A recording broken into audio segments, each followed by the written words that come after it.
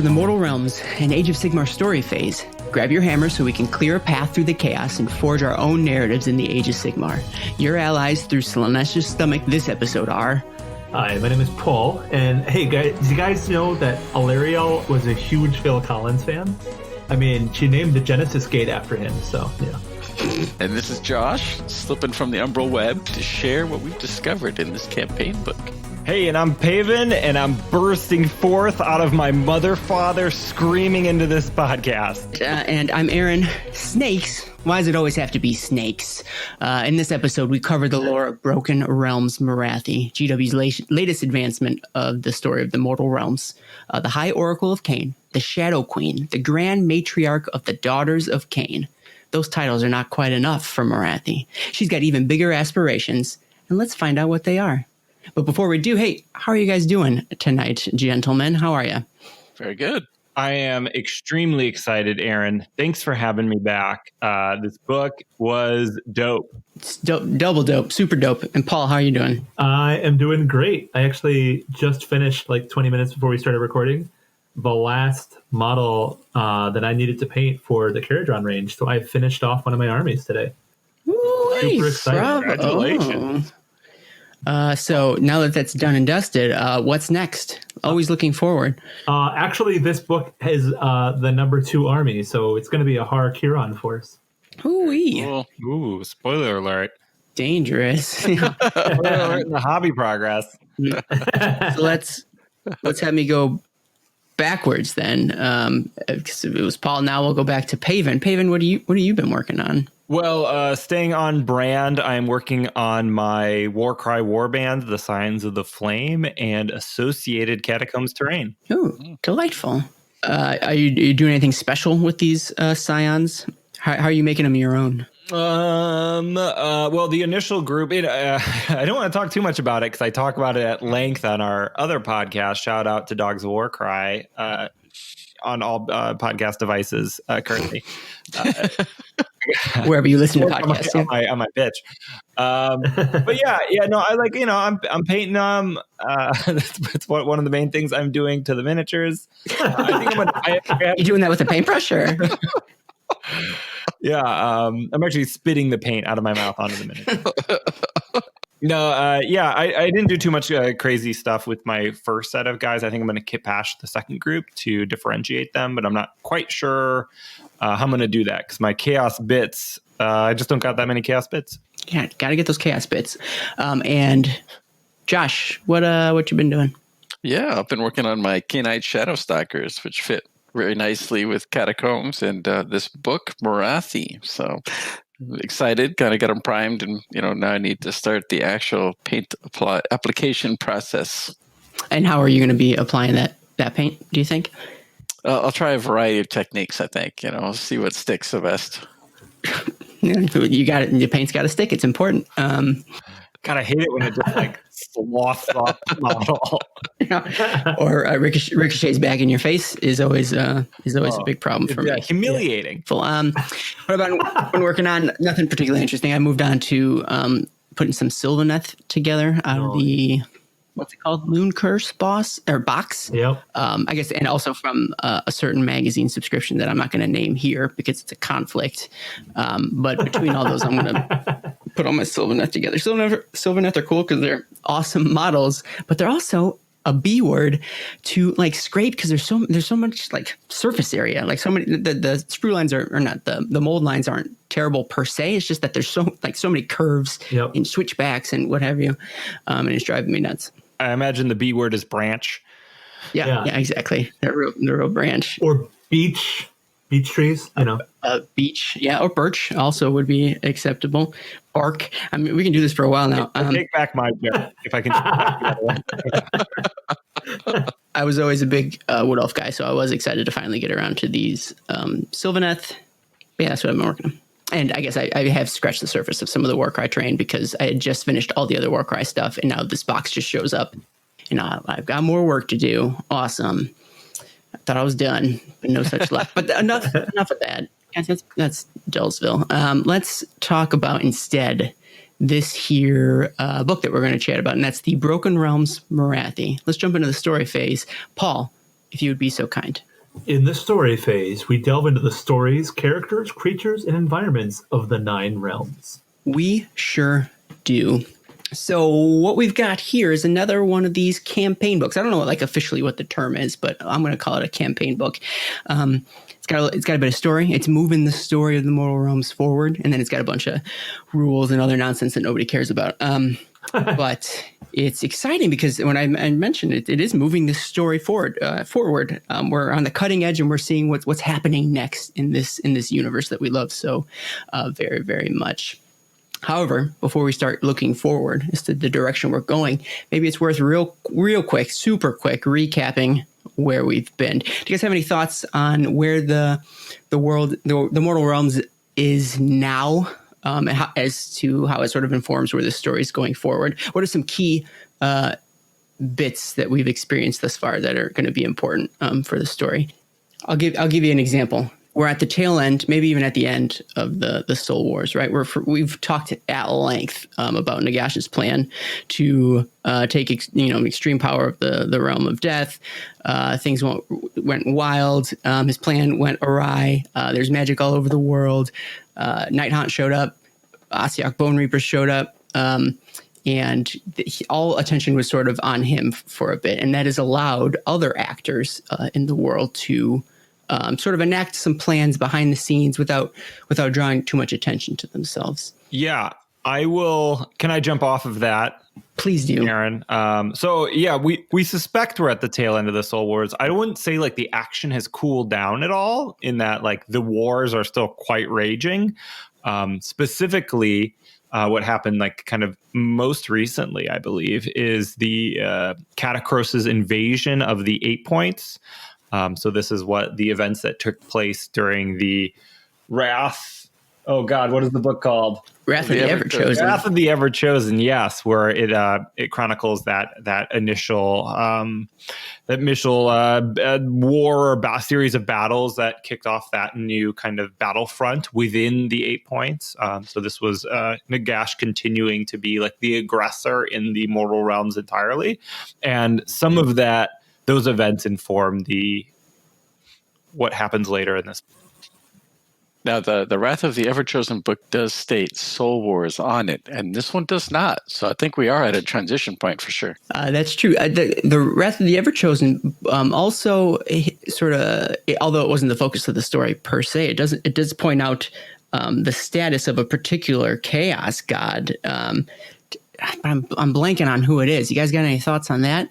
Yeah, I think the last, 6 publications, Slaanesh has been breaking his bonds. To recap for our listeners, Slaanesh is currently imprisoned in the Twilight realm of the hidden gloaming by all of the elven gods as they siphon souls away from his being, and they have a bunch of metaphorical and literal and arcane chains holding him down, and he's slowly busting out over time. But he still is. It is still imprisoned within that realm. Exactly. Any other important historical facts that folks need to know before coming into this story? I mean, there's a lot. How much background do we give? I guess that probably is all the interesting stuff. Like Lumineth just happened, but like that really hasn't been involved in the story quite yet, though I imagine it will be. All right. So those are some pertinent events in the history of the mortal realms thus far, but there's also some major players that we probably need to talk about as well, because the story in this campaign are going to feature a lot of familiar faces. I mean, it's worth knowing what they've been up to and sort of how they're interacting with each other a little bit. Are there any names, faces, individuals that we think that the listeners ought to be caught up on before we jump into the story here? Well, obviously, Morathi is going to be a big one. Morathi is the High Oracle of Khaine, as the story opens. So the background for her is that she is from the old world moving forward, and when she came to the new world, she was swallowed by Slaanesh, came out of his stomach, but came out a half snake. And she has pieced together a semblance of godhood by claiming sovereignty of the heart of Khaine, and by stating that her will is to collect Khaine and bring him back, and claiming herself as the High Oracle of Khaine himself. So that's going to be the major transition to this book, but that's where we start for Morathi, and she's leading her own forces of the Daughters of Khaine. So she's going to be the pivotal player, and that's kind of where she starts from, and what's going to be, it sets the stage for what's going to be happening later. Yeah, and it's also worth mentioning that she's nominally part of the forces of order, right? Like, so Correct. she's got these alliances with these order factions, and although maybe they oftentimes find what she does a little distasteful, at the end of the day, they're glad that she's at their side and not at their back. Well, and the other amusing thing is that Morathi, because she was in the old world, she's actually Malarian's mother. And there was actually a time during the end times where she was affiliated with Tyrion as well. And so she was the wife of someone who is now a god and the mother of someone who is now a god, but she herself is not a god. So it's a fun, interesting start for her character in the story. Sure, fun. I guess it depends who you're asking. I bet she doesn't find it too fun. All right, cool. What other major players are going to come into focus here in this book? Well, the other three main leaders that have appearances throughout the book are Sigmar. Obviously, the Stormcast do get involved, and Sigmar and Morathi have discussions on how certain events proceed. And they work with Ilario, the Everqueen, to find passage to some place which will remain nameless at this point in time. And then, of course, Slaanesh, the Dark Prince, has a part to play in this story. And at the as Paul had mentioned at the beginning of the book, Slaanesh is still trapped, or maybe it was Pavement, still trapped, but is escaping or breaking the chains and eventually working his way to freedom. And then we're going to also be dealing with the Anvils of the Heldenhammer, which is a storm host. So we've got a couple of different characters there, but the Anvils of the Heldenhammer, if I'm not mistaken, are all from Shyish originally. Is that correct? Correct. I think that's true, yeah. So we got a storm host of reforged people from Shyish. The Idoneth Deepkin are also involved in this story. Oh, can I jump in here and talk about the Deepkin? I'm a big Deepkin fan. Oh, thank you. Okay, so like what you should know about the Deepkin coming in is they were the first elves removed from Slaanesh, as we talked about, as the souls were drawn out to recreate the elven race, and they were incredibly flawed and corrupted by their time in Slaanesh. So they were kind of a failed, initial experiment by the elven gods, specifically Teclis. And Teclis wanted to destroy them for their imperfection and corruption. The Idoneth Deepkin escaped and hid at the bottom of the sea where they could live in isolation, both from Teclis, but also from kind of their own damage and imperfections and the psychological torment that living in Slaanesh had caused them. I'm going to take the Scourge Privateers and the Black Scale Coil. So the Scourge Privateers are basically the Dark Elf Corsairs, or the Black Orc Corsairs as they are. So the Black Orcs are something that were in the old world and are definitely a thing in this new world, in the Age of Sigmar. In the old world, they were actually parts of the island that the elves lived on that became these huge ships that were sailing around the oceans. And in Age of Sigmar, these are recreated. And then we also involve the Black Scale Coil. So the Black Scale Coil are actually basically this incredibly manipulative underworld group. And the Sovereign is the person who is in charge. And then we also have Sorceress Drusik Kraith, who is somehow related to the Sovereign. And she is kind of like a standard sorceress on Black Dragon. It wouldn't be Warhammer if we also didn't have a strong contingent of new chaos enemies to be sort of crawling around and messing up everybody's plans. We spend a fair bit of time in the 8 points. And as we know, that's still under Archaon's control, despite Nagash's attempts to take it over. And so we've got our slaves to darkness have a strong presence there. And if you're going to be dealing with Archaon, you're going to be dealing with at least one of his Gaunt summoners. And so there's going to be a Gaunt summoner that we're going to have to contend with, one of the 9 here as well. And since we had mentioned Slaanesh earlier, there's plenty of Slaanesh folks that we need to watch out for, basically. They have a presence throughout the story. One I do want to call out, and I know I literally just said we don't want to have names, but a reference to another story is that there is a Lord of Pain that we'll talk about who has shown his face in another story or two in the Shadow and Pain book, but we'll get to him in a little bit.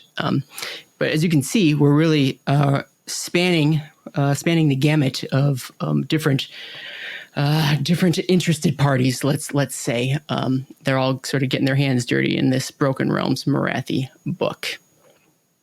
Does that cover what we know so far? I think so. Yeah. Let's get into it.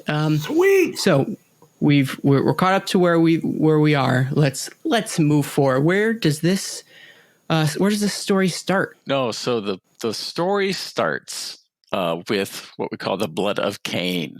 And this ties in to the recent Catacombs release for for Warcry, and Varanite, which was discussed in the Wrath of the Everchosen, which is the realm stone for the 8 points. Once Morathi discovered it, she decided it was the Blood of Khaine, and so she could use that justification to get some of it into her grubby little fingers, because it has, of course, some extremely potent changing properties, and as well as corrupting. And so when you say decided, like, we literally mean she just decided, right? Like, there's no truth to any of this, but rather it's she thinks claiming such is going to aid in her, machinations. Exactly.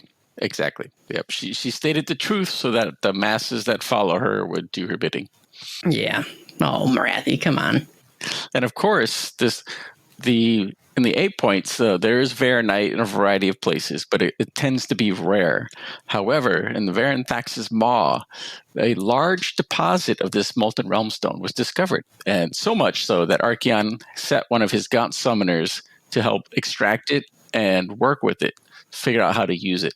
And this Gaunt summoner is named Eater of Tomes.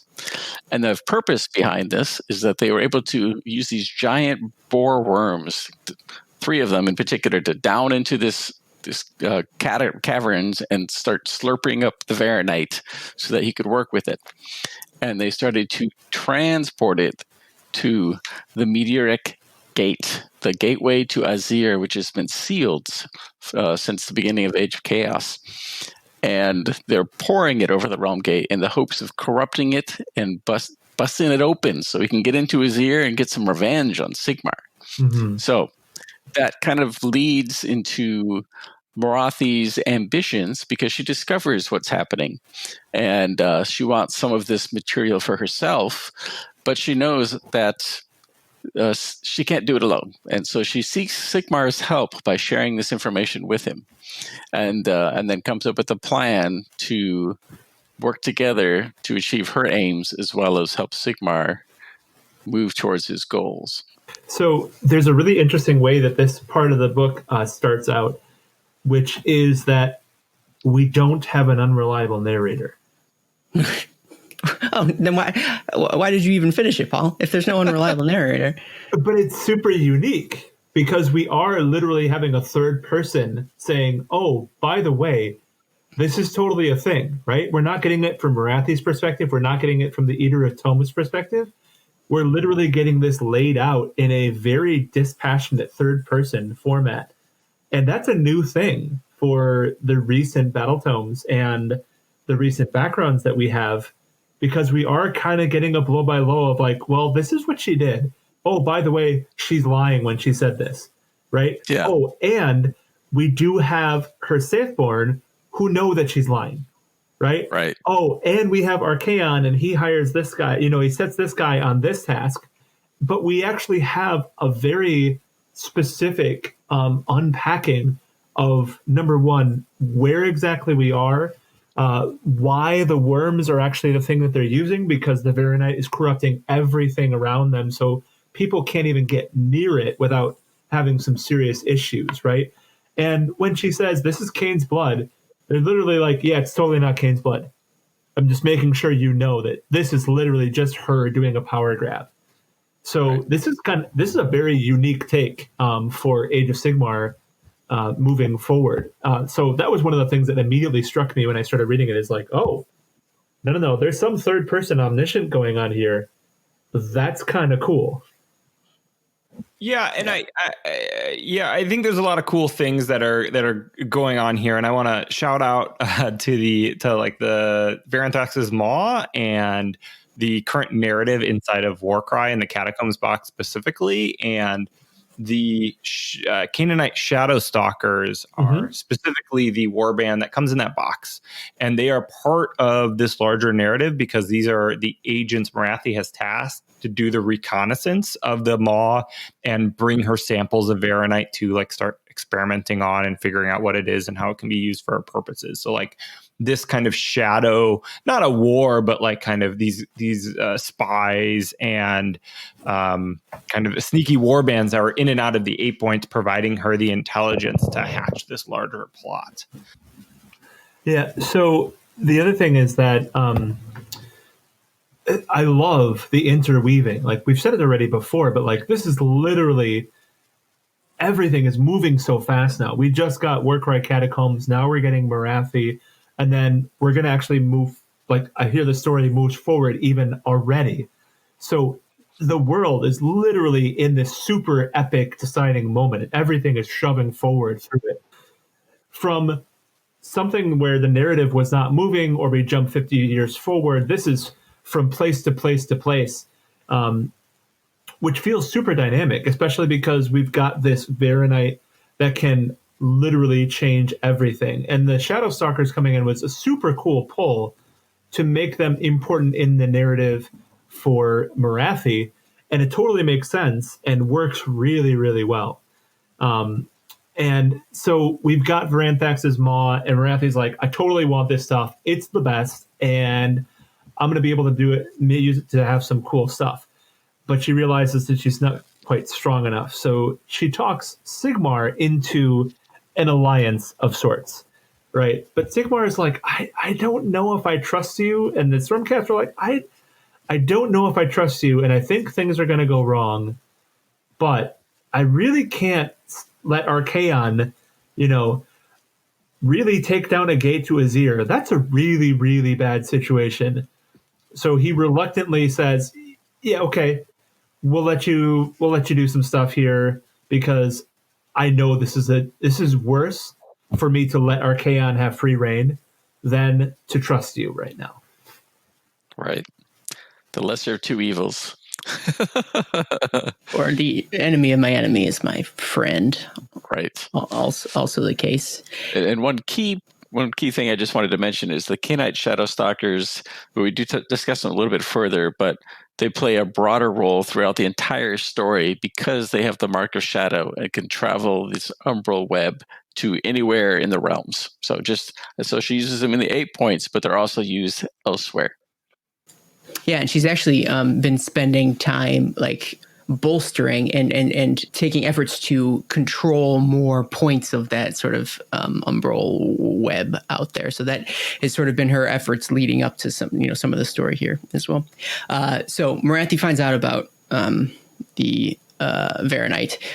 She doesn't even make up the story. It's a true story, but she gets the intel that they're planning on knocking down one of the gates to Azir. She, being the dutiful ally that she is, gives that information to Sigmar and says, "Hey, look, they're coming to knock on your door. You're probably going to want to do something about it, and I'm here to help you out." And they devise a plan. Which, when you say devise a plan, it makes it sound like it's going to be complicated and they're going to have a lot of moving parts. I found that to not necessarily be the case. Their plan is basically, hey, let's roll up and stop them. End plan. Like that's just the gist of it. Hey, he's doing this thing. Let's not let him do it. And so they decide that they're, for all intents and purposes, are going to march on the 8 points. They know it's going to be a slog. There's probably going to be a lot of loss of quote unquote life. I guess Stormcast are immortal. But they're going to go and hit him where it hurts. And bring the fight to Varanthax's maw to shut the whole system down, because apparently if Arcan doesn't have any Varanite, then he can't knock down Sigmar's door, which I guess is logical, I suppose. And so they put together, or they assemble a team, basically, where it's a whole lot of Stormcast and covens from the Daughters of Khaine, and they just sort of combine to make this giant army, and they need to figure out a way to get into the 8 points. And you would think, well, we can just roll up from Zir, like the door's right there. But that would be dumb, because that's apparently the door they want to knock down. It'd be foolish to open it. And they can't roll up on lightning bolts, because apparently those don't work in the 8 points. And so instead, they call up their best friend, Alariel, and say, hey, yo, what up? Can we use your door real quick to enter the 8 points? Because if I understand correctly, it was retaken over in the Realm Gate Wars, right? There was only a handful of gates that was able to reclaim, and I think the Genesis Gate was one of them. And Morathi convinces her, so she's got some honeyed words, that's for sure. And there's a super fun little tidbit here where it says Morathi herself requested the aid of the Anvils of the Heldenhammer, the morose sentinels of Shyish, with whom she had fought closely during the Athanasian heresies some 100 years prior. So that's going to come up in one of the characters later. So Morathi is not only able to say, hey, by the way, we really need some help. Oh, by the way, can I choose which of your storm hosts that I want to help me? Because that'd be cool. And Sigmar is just like, I guess, right? Yep, okay, we're going to go ahead and do that. So she's really wheedling her way into exactly what she wants. Yep, because it plays a big role later. Correct. There's also a little side story here that's kind of inserted where it talks about one of the Black Ark fleet masters and how he's torturing Ideneth. And they're planting this idea of something called the Okarian Lantern that we're going to move on to next and figure out why that's so important. Paven, did you have any thoughts on that? Yeah, so let me jump in here. So we switched the action. I would like to... Morathi's really playing some 5D chess right now. And it's cool to see all the threads she's pulling, and like she really like this is quite a Ocean's 11 situation where she's like has like all of the pieces have to work together at once, and she's really thinking many steps ahead. It's a high risk, high reward situation that we're going to get into. And so one of the things she needs is this lantern, and it's an incredibly powerful magical artifact. It was one of the artifacts of one of the elven gods of light, Teclis. And I forget what was its special power. Was it you can find anything, right?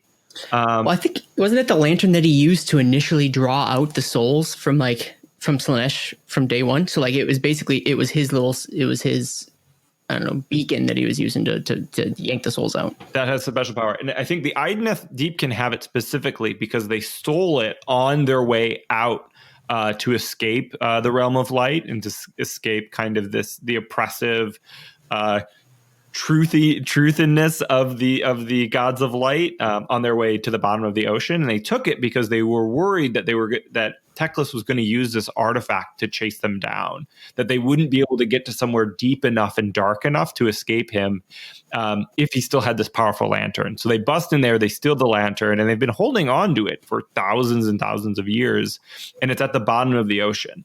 Morathi needs it for her grand plan. And so she's using her agents. Paul specifically talked about the Scourge Privateers, and the Scourge Privateers are these kind of elven corsairs, pirates, kind of like mean dudes. And they are able to, they know the Deep can have it. They know about the artifact, and they torture the Deepkin until one of them reveals the location of this artifact. And it's at the bottom. It's going to be at the bottom of the ocean, and it's like in impenetrable blackness. And once they have the location, Morathi sends like 4 elite crack troops of Khainite Shadow Stalkers because they can jump between shadow and I guess darkness counts as shadow. I don't know. It's a little, I think that's a little questionable because like, wait, what would you count it as? Of course it's a shadow. It's completely dark as shadow. Shadow is like the kind of the impression that, well, I don't know. It's all a metaphor, right? Right. So here's kind of a cool twist. So when we talked about the Lumineth, we talked I'll be the judge of that. That's fair. We talked about how you could climb the Teklian ladder high enough, and if you went too high, then you would basically hit the perimeter inimical at the top of the realm, right? But this Okarian lantern is actually at the perimeter inimical at the bottom of the realm. It's in the deepest, deep, dark trench that they can find in the ocean. And it says specifically that some believed it bled into the etheric void itself.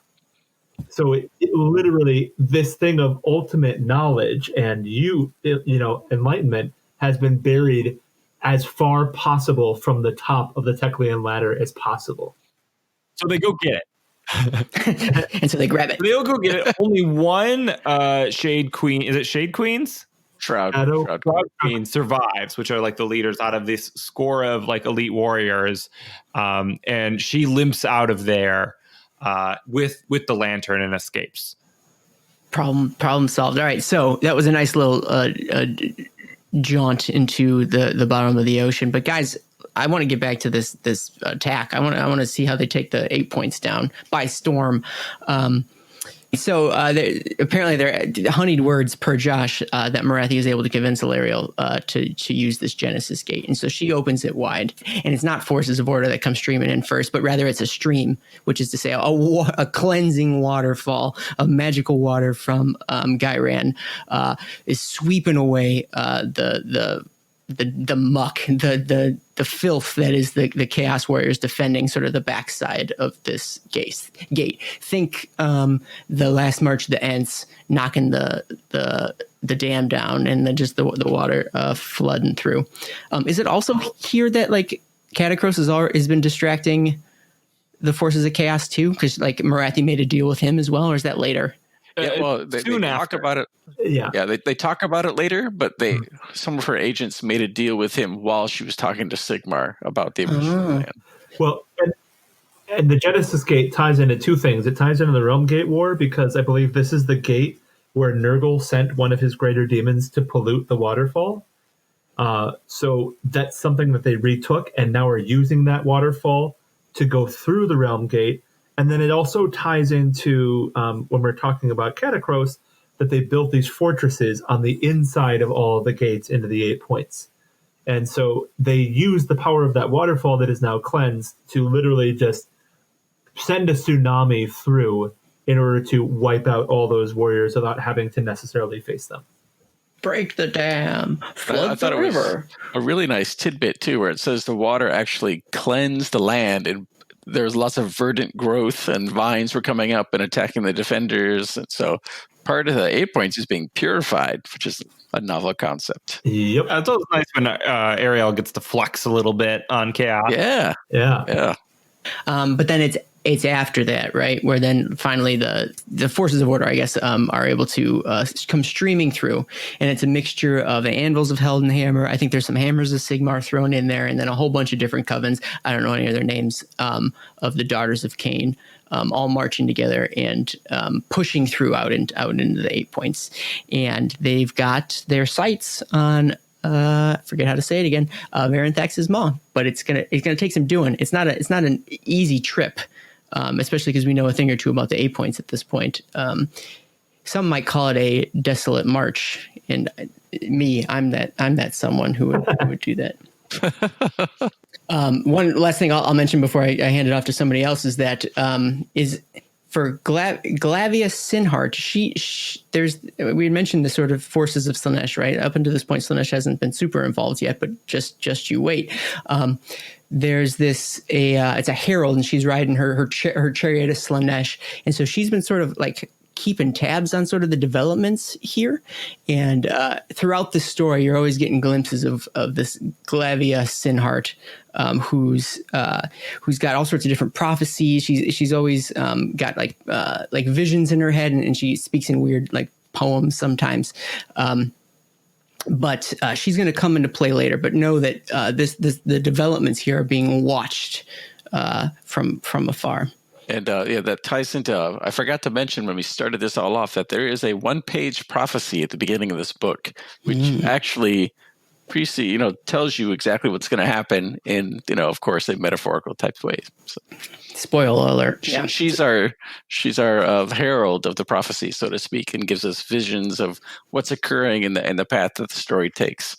Yeah, and so at one point she prophesizes that it's like a mixture of gold and blood or something marching, and so like that's this march here, exactly, which is spooky. All right, we got a big long march ahead of us. Does anybody want to talk about it? Sure. So this big long march, it has a lot of echoes of what Catacross did from his arcway. It is kind of a long and winding way, but we are literally going into that space where the original Warcry set was set.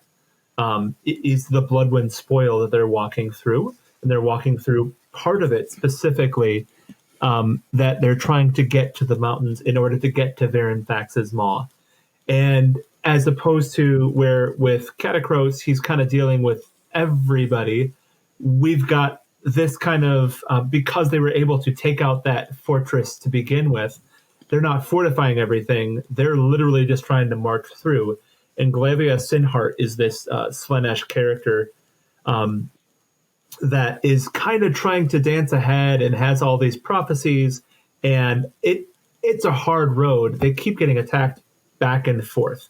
But we do get introduced here to Lord Veritant Kaiser Venbrecht. And so he's descended from an ancient Athanasian bloodline of great renown. So again, that's a tie-in with Morathi specifically asked for the Anvils of Heldenhammer. Here's the Lord Veritant of the Anvils of Heldenhammer. And I'm going to put a little aside in here because Josh had mentioned a cool tidbit where we might find some characters that are connected from before. And we do have a Rudolf Brecht from the Old World that was in one of the Warhammer comics that was a necromancer. And then we also have Dieter von Brecht, who was actually a captain of the Empire in Talabheim. So we do have some connections here to the Old World when we're talking about Van Brecht a little bit going forward. And one of the things that they talk about him is that he is actually, his line had fallen into depravity and barbarism. They'd willingly embraced the Soulblight curse in order to survive the ravages of the Age of Chaos. So we've got a kind of a cool backstory for a guy who's just kind of leading this march. But not only do we have the Lord Veritant here, but we've also got a Sacrosanct Chamber for the Anvils of the Heldenhammer, and their job is to kind of keep an eye on Morathi and see if they can stop whatever it is that they're going to do, because Sigmar is sure that something is going to be happening. Just absolutely no idea when. Or what. Yeah. Yeah. I like that he has to send like a whole contingent to be like, all right, your one job is to keep an eye on her because she's up to no good. Mm-hmm. Yeah. We know she's going to do something because she's always got plans within plans. Sure. Yeah. And so I think one of the ways that they're able to even make this march, despite getting sort of repeatedly attacked, is because of that sort of Catacross distraction. Because like they out and out say that like there's no way that they would have the numbers to really take a real like crack at taking over the 8 points, and so all they can hope to do is get to their destination and sort of weather the repeated storms of these like chaos like sorties. So they have like a vanguard going out that are trying to scout and keep tabs on things, but like the entire realm that is the 8 points is lashing out at these forces, and so it obviously is going to take a toll on them as they progress. They're getting attacked from every which way, surprising the ambushes and things jumping out of caves and underground, and it's a wild ride, believe me. Yep, and they make their way across the desolate marches and into the Bone, The Skull Pike Mountains. No, thank you. Yep. And part of the plan here was to send a large contingent, the Daughters of Khaine and the Stormcast, to attack Varenthax's Maw itself and the Dreadfold there, the Dreadforts that line that area. While Morathi and a smaller contingent rush underneath the Varanthaxis Maw into the caverns to find the source of the Varanite and supposedly dump it into the etheric void so that Archaon cannot use it for his nefarious purposes. This is apparently the Khainite Shadow Stalkers had left some shadow symbols to light their way to the source. That doesn't make any sense. Shadow symbols lighten their way. Exactly. Come on, guys. Without light, there is no darkness. Without darkness, there is no light. I suppose you should write that down. You should trademark that. That's legend. So the Shadow and Treachery section kind of details a little bit of when they reach the mountains and Morathi's force diverges. She heads into the Varanthaxis Maw, the caverns and catacombs beneath, and talks about all the different creatures and crazy chaos worshippers and things that they encounter as they get there. And this is also the point at which the betrayal makes its appearance. Mm-hmm. She is fighting alongside some of the Stormcast Eternals. I can't remember which chamber they're in, the magic ones, right? Yeah, they're the Sacrosanct Chamber of the Health Chamber. Yep. Right. Yep. So Lord Arcanum, Venderdrich, is there in the Sacrosanct Chamber, are fighting off all of the defenders around these boar worms.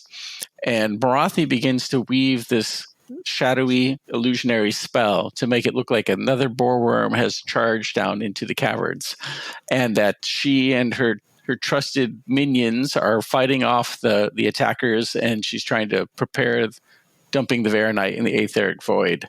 However, this Lord Arcanum sees through her lies, but before she can say anything, she's stabbed by some corrupted shadow metal blade from a Khainite Shadow Stalker and turns into black crystal.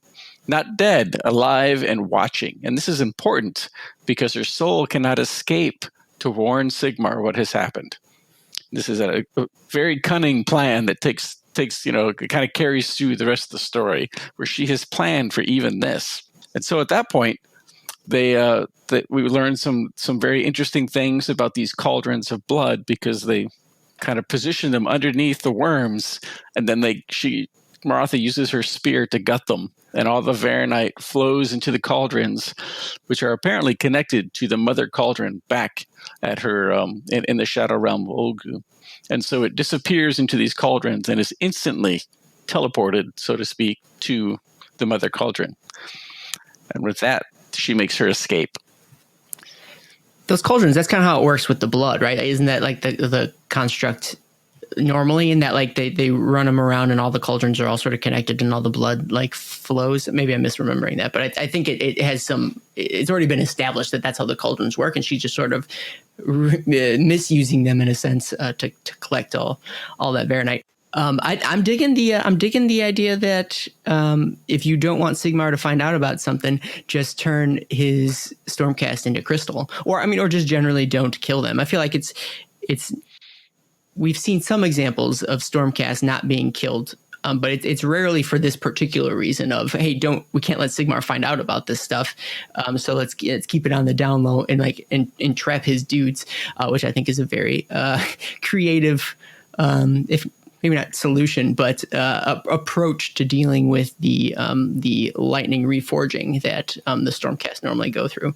Because can you imagine how frustrating that must be to be a Stormcast and froze up into a block of crystal? Whoops. Poor guys or gals in this case. Yeah. This Lord Arcanum is specifically a anvil, right? An anvil of the Heldenhammer. Yeah. Correct. From the Dolorites Sacrosanct Chamber. Okay. Mm-hmm. Yeah. So that becomes like more important. Like, it's strategic in that, like, oh, she's changing the plan. But maybe the betrayal isn't completely necessary, because they are, she takes the Varanite from Archaon. They have foiled his plan to break into Azir. This is like, that part is a win-win. They are aligned in defeating that. However, she is taking extra steps to make sure that the Stormcast do not escape the 8 points, which becomes important later. Of course, she's actually stealing the Varanite, which is maybe not a plan that Sigmar would get on board with if he knew about it. Exactly. Well, that'll learn him for a lion with Morathi. And so I think it's now that she's escaped, she runs off with the loot, so to speak. The scene ends there, and we smash cut to upstairs, basically above ground, whereas the rest of the majority of the Stormcast, and I still believe there are still some Daughters of Khaine also fighting with them, are like sieging the walls, like the above ground walls of this like fortress. Their goal being to sort of distract from the action down below. But I mean, it gets to the point where they end up fighting for their lives in that they're storming these walls, and they think it's a victory was sort of within their sights, within their grasp. But it turns out they've got these, they being the Chaos Forces, the Chaos Defenders, roll out these war shrines. And as the Stormcast start dropping, as they inevitably do here and there, their souls aren't rocketing up to Azir, but instead are getting absorbed into these war shrines. And so now they're locked into battle. And so they've served their purpose. They've served as the distraction from down below, but like now they have to win, or they have to try and survive. And it's making it that much harder because the war shrines are sucking them up. There's some valiant efforts by a lot of the Stormcast. They are able to, bring one of the war shrines down, but that isn't necessarily enough. And it seems like a lot of the Stormcast souls are still getting sucked up into some of the other war shrines, but they are able to sort of a combined effort between some of the Hammers of Sigmar and our boy Kaiser Van Brecht are able to bring down one such that a couple of souls are able to escape to Azir and let them know what's Van Brecht in particular. He is sent. They kill him so he can escape to warn Sigmar of what's happening.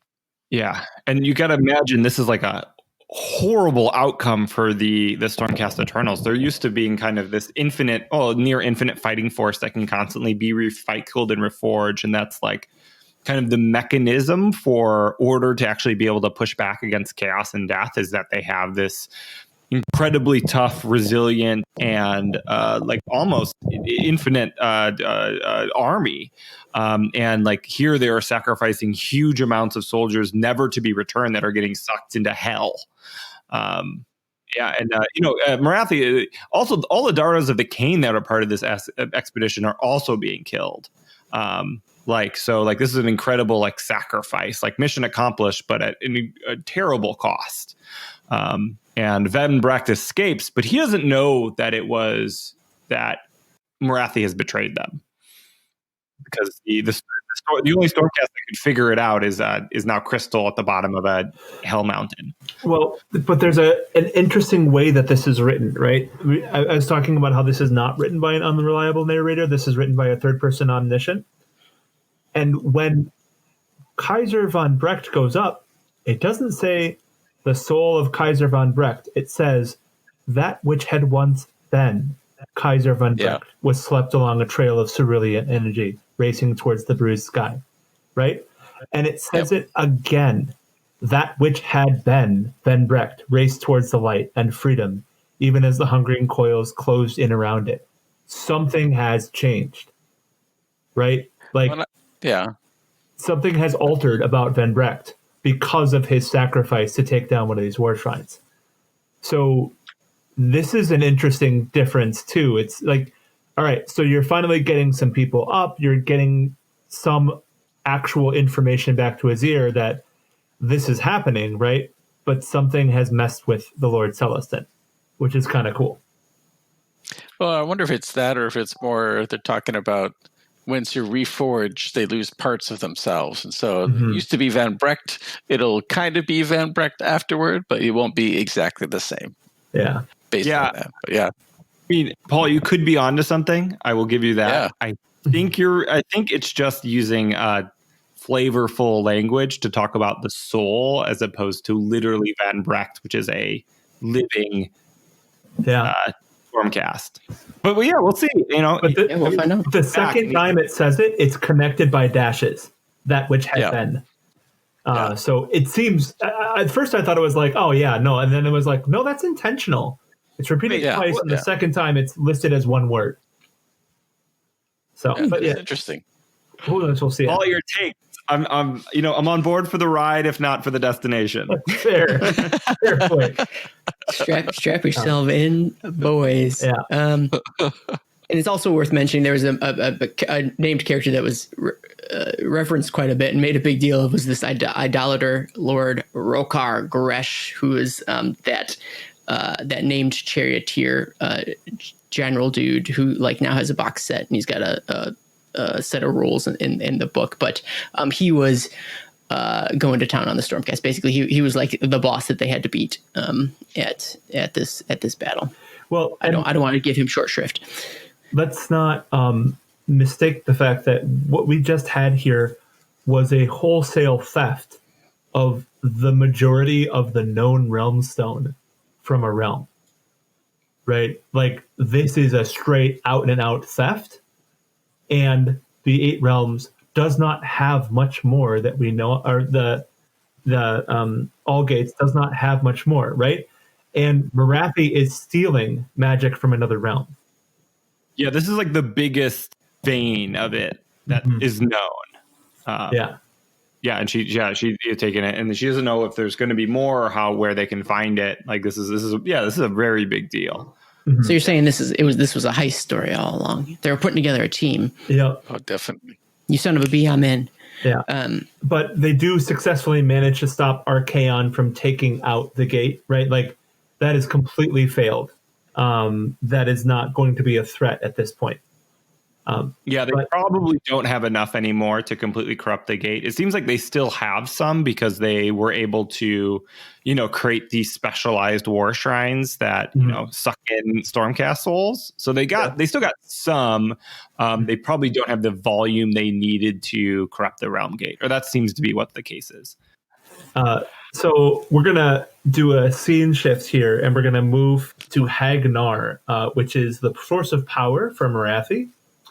And it's interesting to me that we start off with the headline of the Dominion of Shadrach. And that is interesting to me because Shadrach is I'm going to go a little outside here, but there were three brothers in an Old Testament Bible study that were Shadrach, Meshach, and Abednego. And all three of them refused to bow down to the golden idol of a god, and they were thrown into a furnace and survived. So I think that there possibly could be some connection of what's going to happen moving forward as we move through Broken Realms. And so I'm just going to lay that there and see if maybe I can pick it up if we see some more books coming out. Interesting. It's the craziest thing I've ever heard in my life, but okay. Yeah. I hope it's what I do. It's what I do. I hope Right. All right. So I'm just going to say there's a super awesome map. Oh, yeah. The Dominion of Shadrach in this book. It's got all sorts of interesting details and places and formations, and you could spend hours kind of looking at this and coming up with cool stuff. So definitely appreciated it. I don't know if it's the first Ogu map. I won't say that, but it's the first that I've looked at personally, and so Likewise. yeah, it's great to get a glimpse. Yeah. So Hagnar is where we are going to focus this story, and it's actually situated on a font of shadow magic known as the Hellaflux. So we've got kind of this cool floating island on top of this shadow magic typhoon, cyclone, whatever you want to be. But we're introduced to a new concept here, which is that there is actually a free city in the city of Ulgu called Misthaven. So we're definitely Misthaven with a little circle above the A. I apologize. 1 second. Let me get Misthaven. Is that right? I don't know how you pronounce that letter, but I'm going to go with Misthaven. I'm going to go with that. All right. Apologies to anybody who actually can speak the language that is just terribly destroyed. Yeah, but there you go. It's a made-up word. But I apologize for destroying your language. Misthaven is a city formed of lashed-together hulks The Great Port Misthaven is a den of criminality and deception. So this is a bunch of ships that are all lashed together, and they've built a city upon this floating being, which, I mean, just immediately I'm like, oh, that sounds amazing. I want to go there. That sounds absolutely fantastic for a setting. And so we're back in Hagnar because Morathi has planned a massive, massive ritual. And so basically what we're getting into here is that she's making this potion. And the reason why she's making this potion is because she's tired of just being Morathi.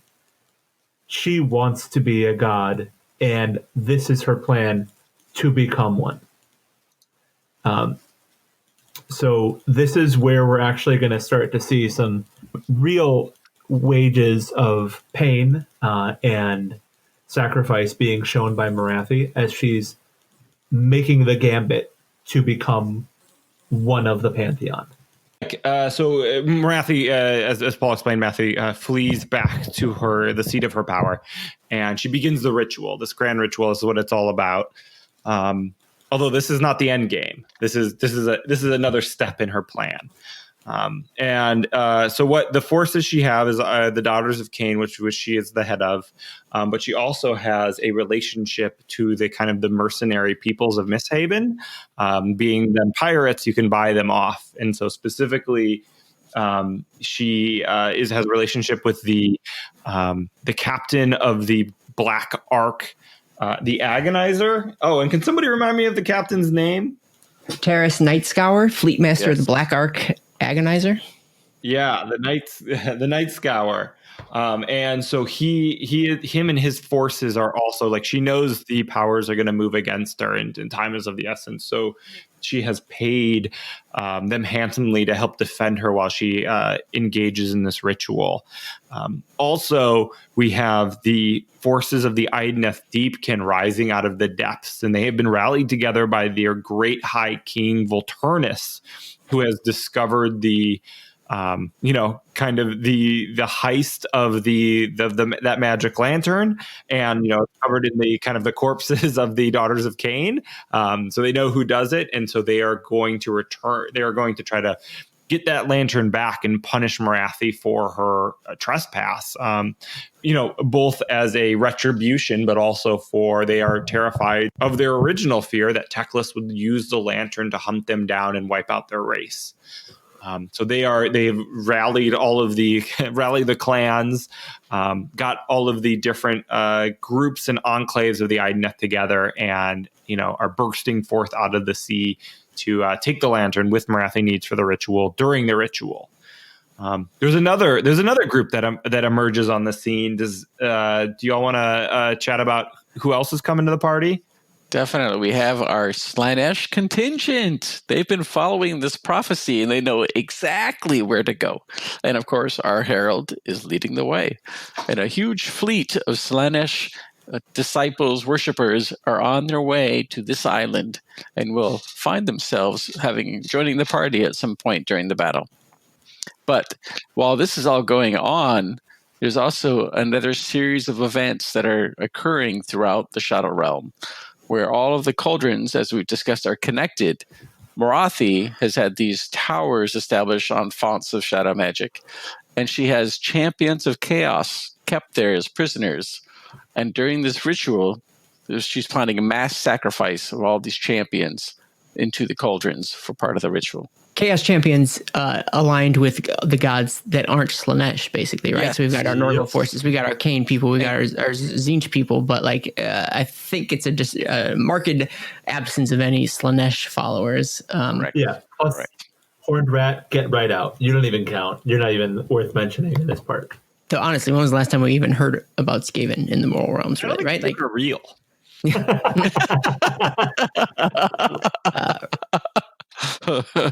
All according to plan. Yes. I just want to jump back real quick to the Slaanesh forces. So we're on a coast here, and so the Deepkin come rising up out of the ocean, and they start laying siege to Hagnar. But then boatloads, and I literally mean boatloads of Slaanesh folks come rolling up and attack as well. Is this the first time we've ever seen seafaring Slaaneshi folks? Sounds about right. Yeah, I think Nurgle, Khorne, we've seen before. Yeah, but I think it's the first time we've seen Slaanesh. Now we're completing the cycle, basically. I don't know. I just ancient airships. it's just the juxtaposition of the pirate life for some sort of Lord of Pain is interesting.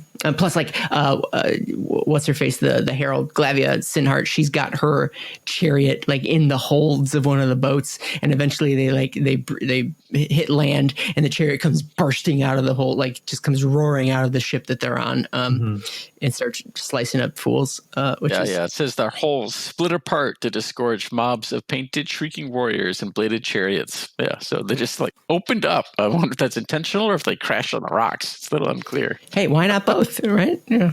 Column A, column B. I did have a question. Feel free to edit it out. But so there's a little part here that says, only recently the Tower of Kiritar had been besieged by a mighty Slaaneshi host under the command of the Lord of Pain, Gestherix. The Slaaneshi warlord had breached the tower and slain scores of Malusai before finally being repulsed, though not without glimpsing the secrets that the Daughters of Khaine had been concealing behind the bladed walls of their fastness. That sounds like the Shadow and Pain box set. It sounds like you're doing this on purpose, Paul, but that is the Shadow and Pain story. So Gestherix is the Lord of Pain, sieging one of these towers. And these towers, although not necessarily pertinent to the specific thing that we're talking about necessarily, but they are, I guess it is, because it's connected sort of this umbral web and like the cauldron network as well.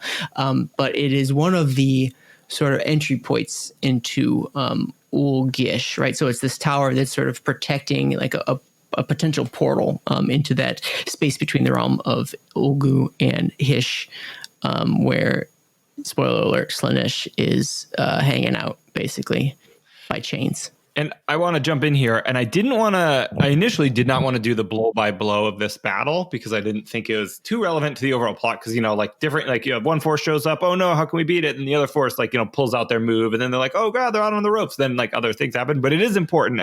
Or at least this element is important.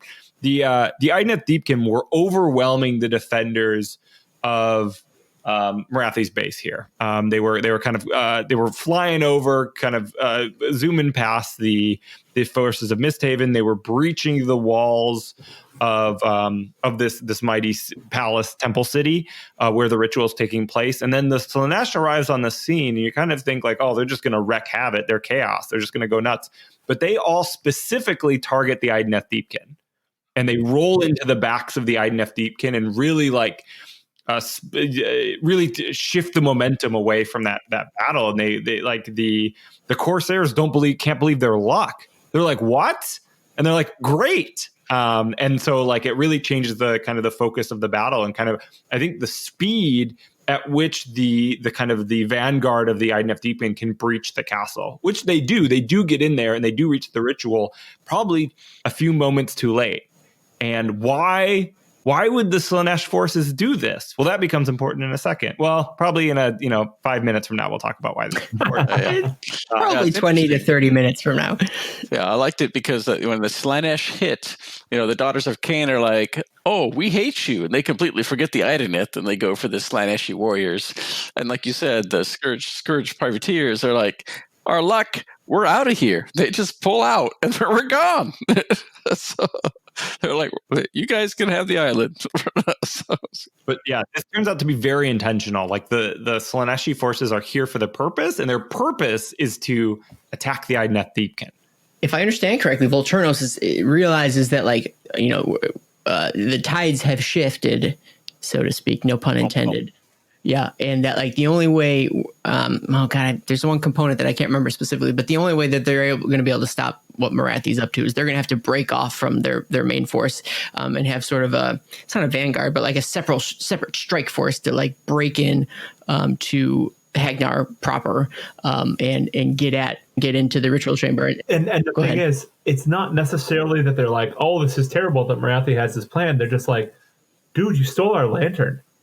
right? We need that lantern, because if we don't have that lantern, Teclis can literally destroy us. Like, so to them, this is an existential threat to literally their very being. Whereas for Morathi, it was just like, it's a thing I need. So, like, that's why the Idoneth are going freaking crazy, because they're like, crap, we do not want this to be lost and wandering around the realms, because that lantern lets Teclis find them wherever they are, so they can no longer hide. Yeah, true. So it's not ideal that they have to split up their forces, but it's necessary so that they can get at this lantern. And so, like, he peels off a contingent of like his cavalry. He's got another king from like the Fuathan Blood Riders. So I think that's the realm of fire, right? Those are the really like hot-headed eel rider dudes, and they make a break for the ritual room, basically. But as we alluded to, it sounds like they don't get there quite in time, because it wouldn't be a very interesting story if they did. And Morathi kicks off her ritual. Basically, we have this mother cauldron, right? And this mother cauldron is connected to all the other cauldrons, which is how they're able to get the Varanite. You know what I said. And so... Mother's big, she's a cauldron. Exactly. So they start sacrificing these chaos worshippers that are in these towers, and their blood comes through, and they're able to actually start feeding Slaanesh. And Slaanesh is like, oh, dude, this is freaking awesome, right? Like, he's hungry. All of a sudden, he's like, wait, I'm eating the other gods, right? I recognize the ugly foulness of Nurgle, the tedious wrath of Khorne, and this artless scheming of Tzeentch. But he really can't break forth from it, right? Like, this was Morathi's plan all along. Mm-hmm. And so she raised the Iron Heart, which is the Heart of Khaine, in one hand, and took up the Okarian Lantern in the other, and strode purposely towards this mother cauldron. And she basically is just like, this is it. This is my moment. And she steps into the cauldron and starts her, quote, ascension. The cauldron is full of Varanite, like full of like, you know, the most toxic stuff in this crazy universe. And she just like jumps in. Well, she did treat it with she did try realm stone. Yeah. Yeah, she did. She did do a lot of work to make sure it wasn't immediately fatal, but still very like dangerous and volatile stuff. Right. And so she's got the Varanite. She's got the chaos worshippers of other gods. She's got the Octarian lantern, like all the pieces, and she's using them now in this moment. And so it talks about how she's starting to like. She made a connection between the mother cauldron and the belly of Slaanesh. And she could feel the tremors of his anguish emanating from the portal, and felt a surge of bitter satisfaction. She had inflicted upon her most hated enemy only a mere fragment of the suffering she'd experienced at his hands. But it was a start. Right? This isn't everything. This is the start of how she wants to torture Slaanesh. Right. And her whole form just starts to slough away, and she just starts grabbing everything. She's able to basically make this beeline into Slaanesh's gut and start stealing all the souls that are left in him. So all the souls that were going to come out anyway for Teclis and Tyrion and Malerion and Morathi, she's just like, I'm done. These are all mine. I'm tired of waiting, so I'm just going to take these. And it starts talking about the specific souls that she's taking and how there is character left in the stronger ones. Most of them are just kind of nothing, but they are king souls is what they're talking about. I really like the mechanics of what is happening, because it really all comes together. So she jumps into the cauldron and she breathes in the Varanite, and the cauldron is connected to Slaanesh, and the other chaos worshippers are being sacrificed into cauldrons that are connected to Slaanesh, and she kind of gets transported there, holding the lantern, holding the Iron Heart of Khaine. And while these other souls are being fed into Slaanesh, he throws up. They're like force feeding them down, and he like throws up more souls because he finds these things so disgusting. Because he can't take them into the body because they are anathema to him. So like she uses all of these other souls she's captured over probably centuries, millennia, to force Slaanesh to retch up a big waterfall of elven souls, which you are talking about. And then she uses the lantern to draw them in. This lantern's purpose is to draw in the elven souls. So she has the lantern. She starts drawing in the elven souls towards her, and she doesn't want all the souls. She tosses the other ones away. She doesn't want the crappy ones. She only wants the best ones, the ones that are burning the brightest, that haven't diminished since the millennia, since the almost uncountable number of years since they've been inside Slaanesh, being essentially tortured. And so now she's consuming these souls in particular, and like she's become like we're in a weird kind of dream metaphor god land at the moment, and she's taken the form of a giant black snake, and she's like sucking out the potency from these souls. And I really want to talk about who these souls are, but can somebody? I've been talking for too long. What is special about these guys? Well, what additional thoughts is, first of all, it's interesting where normally the elven gods are taking those souls and turning them into people, right? Like the gods are harvesting those souls and making, individuals. They're making either the Deepkin or the Lumineth or like the variety of Daughters of Khaine souls. But this Morathi is not using them to make something else, but rather she's sucking them dry herself. So she's absorbing them into herself and not doing something else with her, which is sort of different than what they've been doing before. Furthermore, these king souls that she's drawing in, they realize that she's up to no good, and they start fighting back. And obviously it culminates in one particular interesting point, but like even before that, they start turning into eagles and clawing at her, or they are waves of magic, or all sorts of other things. Is they realize things have gone south, that she's maybe a bigger threat than even being in Slaanesh is, and so they're trying to fight her off. But she's too powerful because all the stuff that she's like done as part of this ritual. And then finally she comes face to face with the particular soul that I don't know anything about, so I have no business talking about. Someone else should do so. Well, so it says, in a moment of weakness that would cost her dearly, the king soul, filled with a rage at the slaughter of its kin, became a sword of fire and blood, a blazing brand that hewed straight through Morathi's soul, sundering the very core of her being. The Shadow Queen reeled and screeched in agony, black ichor pouring from the terrible wound. As Morathi fell into darkness, cleaved in twain, the bloated body of Slaanesh began to convulse. A chorus of demented groans issued from the captive god's 1,000 mouths, followed by a flood of glittering drool.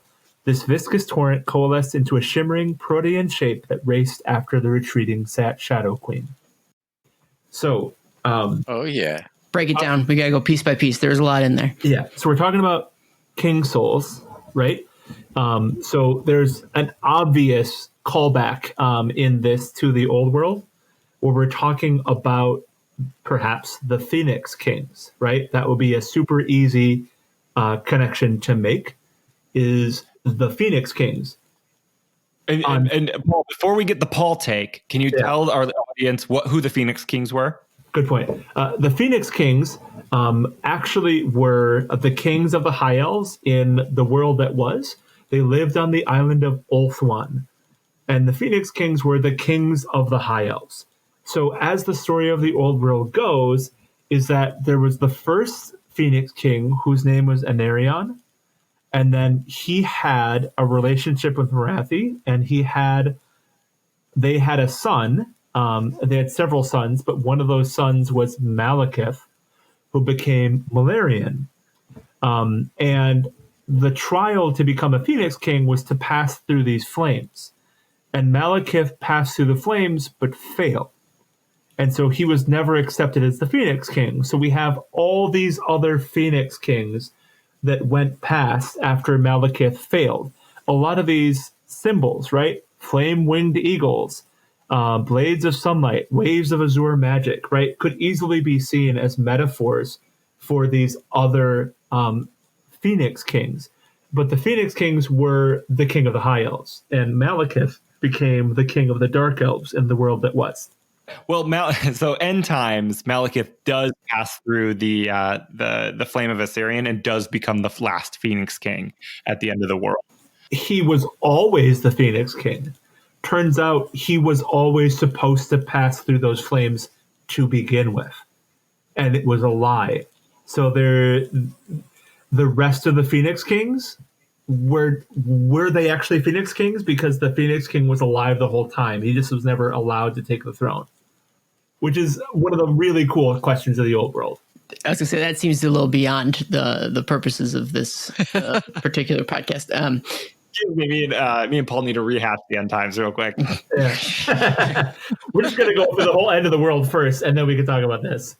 One of the kind of things why she was going after these souls in particular, and it's called out here, was they each had a spark of divinity. And this spark, I would interpret, is like their blessing of Assyrian, the king of the elven gods, and that is the flame they pass through to become Phoenix Kings and to make themselves worthy. And I think it's got to be Anarion is the strongest and greatest soul, which she hesitates to destroy, and is the one that cleaves her in twain. Because of this hesitation, because of his strength, he is known as like the greatest of the high elves. And also, interesting enough, he was the one cursed by Khaine in the old world. So he has a relationship to Khaine as well. And so he turns into that sword, right? The sword is also a Khaine relic or something like that, right? Probably, yeah, the sword of Khaine. Yeah. Literally, Widowmaker, yeah. So I'm going to apologize to Martin first, right? I'm sorry, Martin. But I'm also going to go down a different path. Anarion is a perfectly acceptable, reasonable answer. Totally makes sense, right? Also the right answer. There are two other options. The sword that Anarion picked up was the sword of Khaine. It is possible that Khaine himself became the sword and split a god in two, because a god would have the power to split a god in two, and the sword that Anarion wielded was the sword of Khaine. So there is a possibility that we are seeing not one but two gods come into ascendancy through this, right? Again, and then the second answer that I will offer is that in the end times, Tyrion wielded the sword of Khaine. And Tyrion also had a relationship with Morathi. So it is possible, since we have not seen Tyrion, that Tyrion could have been involved somewhat in this interaction. That's a lot more far-fetched, because according to the unreliable narrator, he's been going on with Hish, et cetera, but he also is not active at the moment, so it's theoretically possible. Let's put it that way. No, it's not. I think I'm on board with the relationships you're exploring here, like Tyrion's relationship to Khaine, Tyrion's relationship to Morathi, kind of the twins' relationship to the line of Valerion, which they are the descendants of. All of these are very interesting pieces on the pieces of the puzzle that we have to play with here. I still think like Tyrion, like they've talked about him so much. He's just in Hish. He found Teclis. Like he discovered Teclis. Yeah. But yeah. What else we got? What else we got? Sure. So Morathi gets cut in half, which is noteworthy in that she has two models, and so now both those models are real. So she's sort of separated, like the High Oracle aspect of her is separated from like the bestial snake aspect of her. And the Slaanesh Drool goes rocketing off into parts unknown for the time being. But despite this cleaving, this severing of Morathi, she still emerges from the ritual from her broken mother cauldron, which breaks from like the ordeal. Apparently, and I guess maybe it remains to be seen, but I'm of the opinion that she a goddess is born. It more or less worked. Yeah, I think she got like 85% of the way there, which is pretty good. 85%. Actually, I hadn't really thought about that. In my head, it is either a yes or no thing, but like, no, she could have just been powered up, and that doesn't necessarily mean that she's a goddess per se. But she probably would have been more powerful if she got that last best soul. But she did it. She did it. It worked. She's a god. It states it was a moment of weakness that would cost her dearly. So obviously she didn't achieve her goal completely, but yeah, we don't know what that gradient is. I mean, spoiler alert, she kicks ass the rest of this book. So I mean, yeah. Before, but she kicks ass like personally for the rest of this book. So I think she did. But the costing her dearly could just be being split into two. Right? Yeah. Okay, sure. Or it cost her dear lover Anirian. Yeah. But no, she doesn't get him. I know Exactly. it cost her and she didn't get him. Yeah. I apologize. Can we just take 1 second to be like, all right, you're an elven king soul that has literally been trapped in Slaanesh for forever. And you're like, okay, freedom. And then you're like, oh, it's Morathi. And then you literally do everything you do to defeat Morathi to stay in the belly of Slaanesh. Like, how ridiculous is it that is like, you're like, oh my goodness, this is terrible, but that is worse. Well, I don't know if the soul is still in Slaanesh. Mm-hmm. But as she strides purposefully from wherever she was, her cauldron or what have you, No, she didn't stride at all. She didn't stride. The cauldron was broken by the king of the Deepkin. Oh, that's what it was. The ritual doesn't break it; he breaks it. And then there's all this mist of blood, and they see her bestial form, and then it unwinds its coils, and then there she is in her elven form. Sure. Okay. Good point being is she rolls up and she's like, oh, like you broke my cauldron. But you know what? This is me paraphrasing. I am a merciful goddess. And it seems as if, clearly she doesn't strike them down dead where they stand. But additionally, it seems as if she offers a deal, offers some sort of alliance. And it goes unsaid specifically what that entails. A little bit of a cliffhanger right here. But, she sort of offers her, metaphorical hand to the king of the Deepkin, and it even makes a point to say that like maybe a less rational group of people would defy it, but we're not dealing with the irrational. We're dealing with the stone cold, methodical Deepkin. And they hear her out. They entertain her our offer, but we don't know what that necessarily means. Only after she beats them down, so they don't have much of a choice. Well, yeah, but maybe a more rash or brash group would fight to the death, right? They would be like, we're not gonna, we're not gonna stand for this. But no, not the Deepkin. Though she is play your game. Full powered up. Like she kind of like snatches aside like the greatest warrior king that the Idneth have, and she just kind of like uses her sweet new shadow magic or new and old shadow magic and her twin bodies to kind of crush him. And then she offers an alliance of peace specifically against the elven gods of light, who they have no love for, and she offers 2 gifts. Well, one of them is a regift. It's the returning of that lantern, which is I broke it. You're broke ass. Yeah, how terrible is that as a regift, right? Here, I got the sweet lantern. Oh, I broke it. Here, you can have it back now. Here, have my wonderful gift of the broken lantern now. Prefer it broken. They just want to have it so Teclis can't have it and use it to kill them all. That's not big a deal. I mean, still, if someone stole your stuff, broke it, and then tried to give it to you for Christmas, you'd be upset.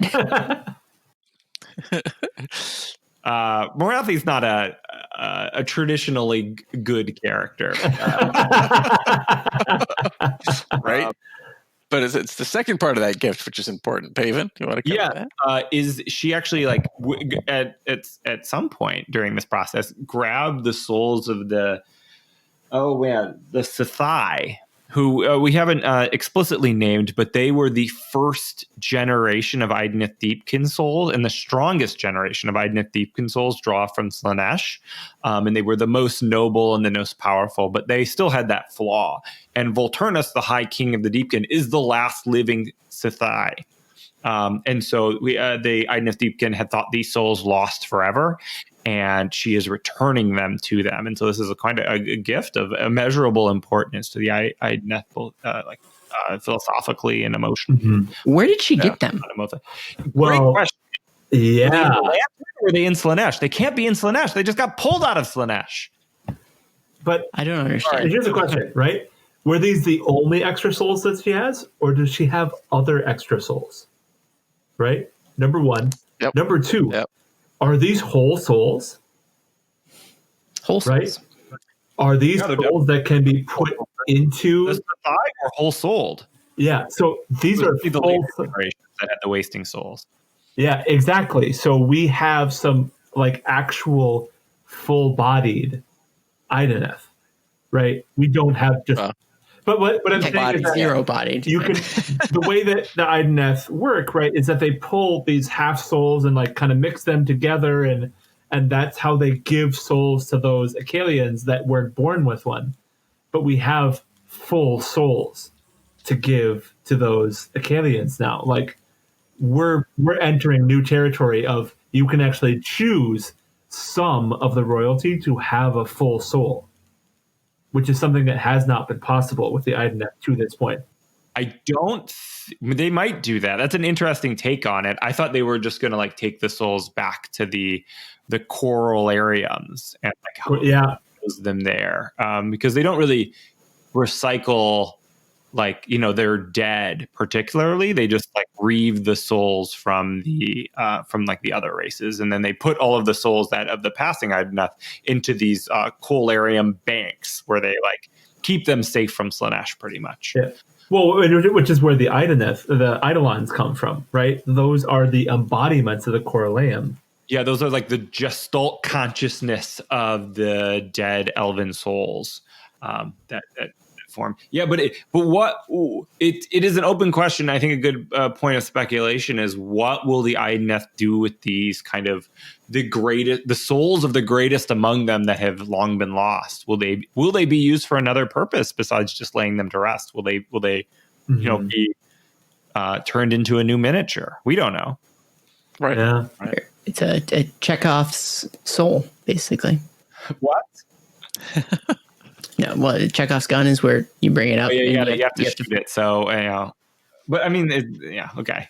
All right.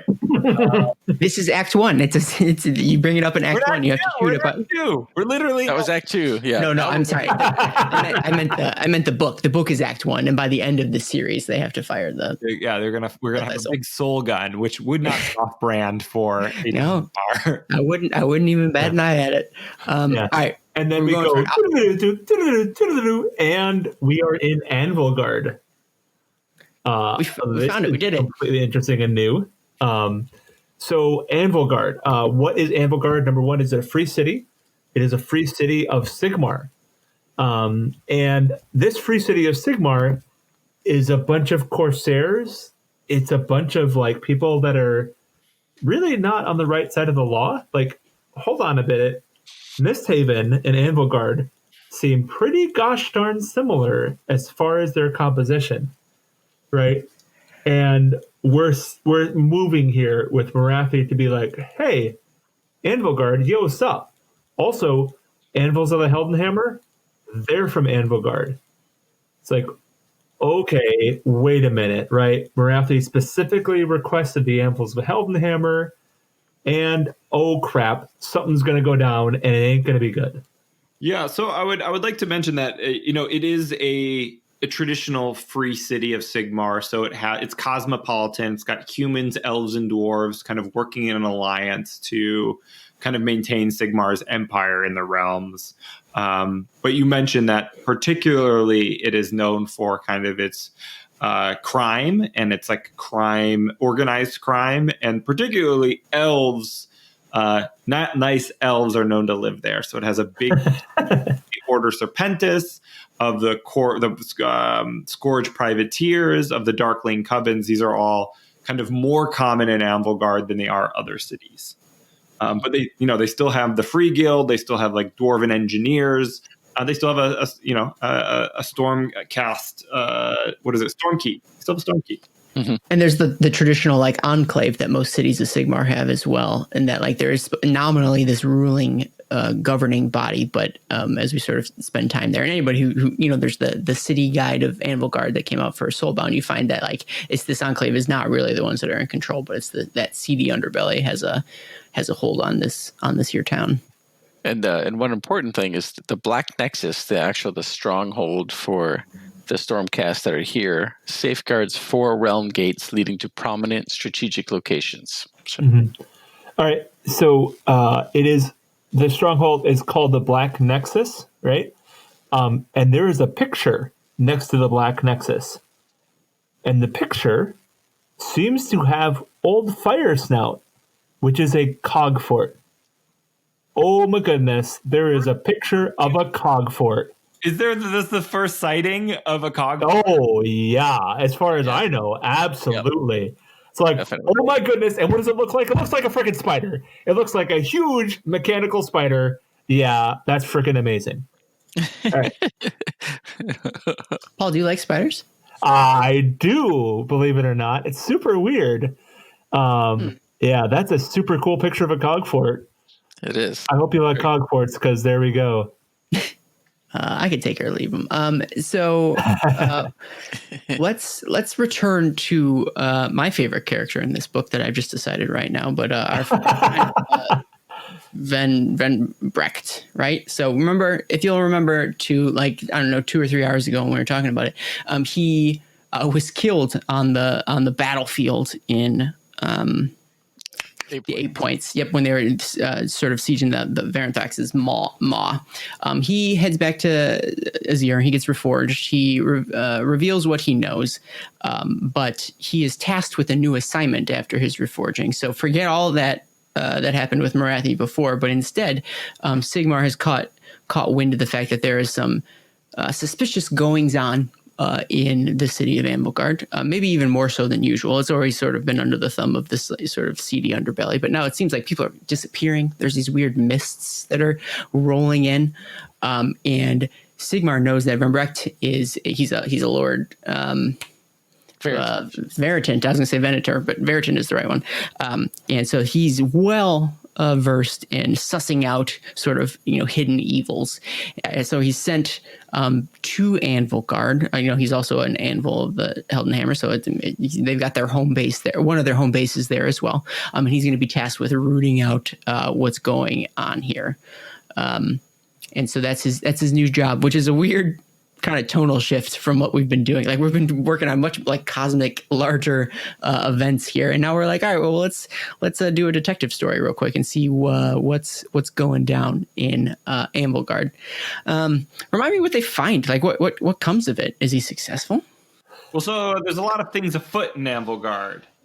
There's a lot of murders, mysterious murders, and he's trying to figure out like what's going on and who's responsible. And Anvilgard has this known as to have this shadowy organization called the something Coil.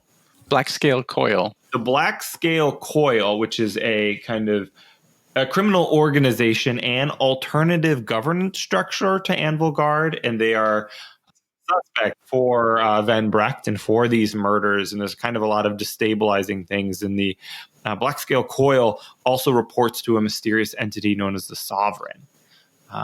And so we're kind of like the action kind of hit a crescendo with the ritual. Now we're kind of like, and more ominous, like what's going on, a little bit of mystery, a little bit of crime. And it seems like things are getting more and more destabled, or not destabled. That's not a word. But I know what it means, though. Destabilized. Yeah. Destabilized. Destabled in Anvilgard. And just as things are like getting worse and worse, I think an old friend shows up on the scene.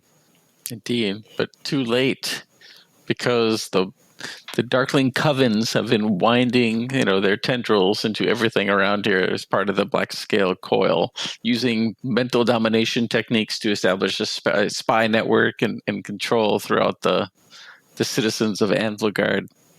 So as the Stormcast and the Dwarden start to assemble, because there's this mist that rolls into the city, and they start losing contact with other units throughout the city, they begin to form a defensive perimeter and get attacked by waves and waves of elves. It's a shame. But it's a variety of elves, right? Like, so we already know that the city's controlled by like what we would consider Warhammer Fantasy dark elves, right? Like the Darkling Covens and those Scourge Privateers and things like that. And remind me, sort of out of the mist also come some Daughters of Khaine too, right? Like, isn't that where they get introduced now as well? Or is it only the classic? No, okay. I thought they are sort of joining forces and like. Well, Actually, before that, even Morathi shows up to the city as like not like a savior. Like, don't worry, you guys are having all these problems. I'm here to help. I'm great. Everybody really likes me. I got all these new forces. We got a Temple of Khaine. I'm going to visit the temple, take in the sights. Don't worry, guys. It's all fine. Then Breck's like, this is way too convenient, but he isn't able to prove anything. And then the violence continues and escalates. And we realize that like kind of most of the elven population is rebelling against the kind of non-elven Sigmar loyal population. And then we're in the action again. We're in the thick of it. All right. So they start to make some moves, and there's kind of like a battle for the city, and Van Brecht is like essential in rallying the defenders. And there's some elves that didn't go over to the kind of the Morathi side. There's free gold. There's dwarves, kind of like this multicultural alliance, and they decide they are going to retake Old Firesnout. Old Firesnout's defenders had been killed and like occupants, but the dwarves think they can get it running again, and it's an incredible. It's like a moving castle. So it's an incredible military asset. So they fight their way through a number of tunnels. They get on board Old Firesnout, the cog fort. They use it. They move it into position. They start trying to ease off the siege, because right now, kind of the last bastion of Sigmar's power in this city is the Stormkeep of the Anvils of the Heldenhammer. So they try to relieve that siege. Things are looking good for some reason, and we don't know why, or maybe we do know why, and I missed it. They're getting no reinforcements. There's no other forces coming through the realm gate, of which there are 4, to help the city. And part of this is tactical. Like Morathi has explicit orders not to kill the Stormcast, but to use super poisons on them to make them go to sleep and be paralyzed. So that's one way that she's preventing word from getting to Azir. But like it seems like Morathi promised kind of the forces here that there wouldn't be reinforcements coming, and is there a clear is there another game that we're not aware of that's being played? Like, what else is going on at the same time that prevents nobody else from showing up to help Anvilgard? Right. Yeah, no, she only says that nobody else will be coming. We don't know why. Yeah. Or how. Yeah. And it sounds like she wants to delay the information from getting to Azir, period. By not killing the Stormcast Eternals and turning them into lightning bolts but by incapacitating them, which is a very costly strategy, because they they kick ass on their way down, and it's way harder not to kill them. But that's the strategy they take. Okay, so the battle is raging. The cog fort is like shooting out fire and rockets and missiles, and things are looking a little better. I think the Anvils sally forth from the castle and take the fight to the mind-bound Darkling covens. They do. This is one moment where they start singing like ancient hymns in the castle as part of their like kind of battle traditions, and that is very intimidating. And even like the elves that are like mind controlled get a little nervous. But then Morathi shows up, and she's like, all right, well, enough of this. And the big snake Morathi destroys Old Firesnout and just like kills everybody inside it. And I think little Morathi cinches the deal in the city, and they are not able, and the Stormkeep falls, and Anvilgard becomes a new city. Can somebody talk to me about this new city that it becomes? Well, I'm going to talk about the moment of the fall, right? So Van Brecht is coming to Crave, right? And is like, I just need to kill her, right? If I kill her, this insurrection is over, right? So he walks over and he just shows his lantern of abjuration to her, and she just starts screaming and falls down, right? Like her mount dies, and he's just like, got it, I'm raising my sword, I'm gonna kill her, right? And then it says, a shadow fell across him. He looked up to see something vast racing through the misty clouds. He got a glimpse of night black scales and heard the beating of leathering wings.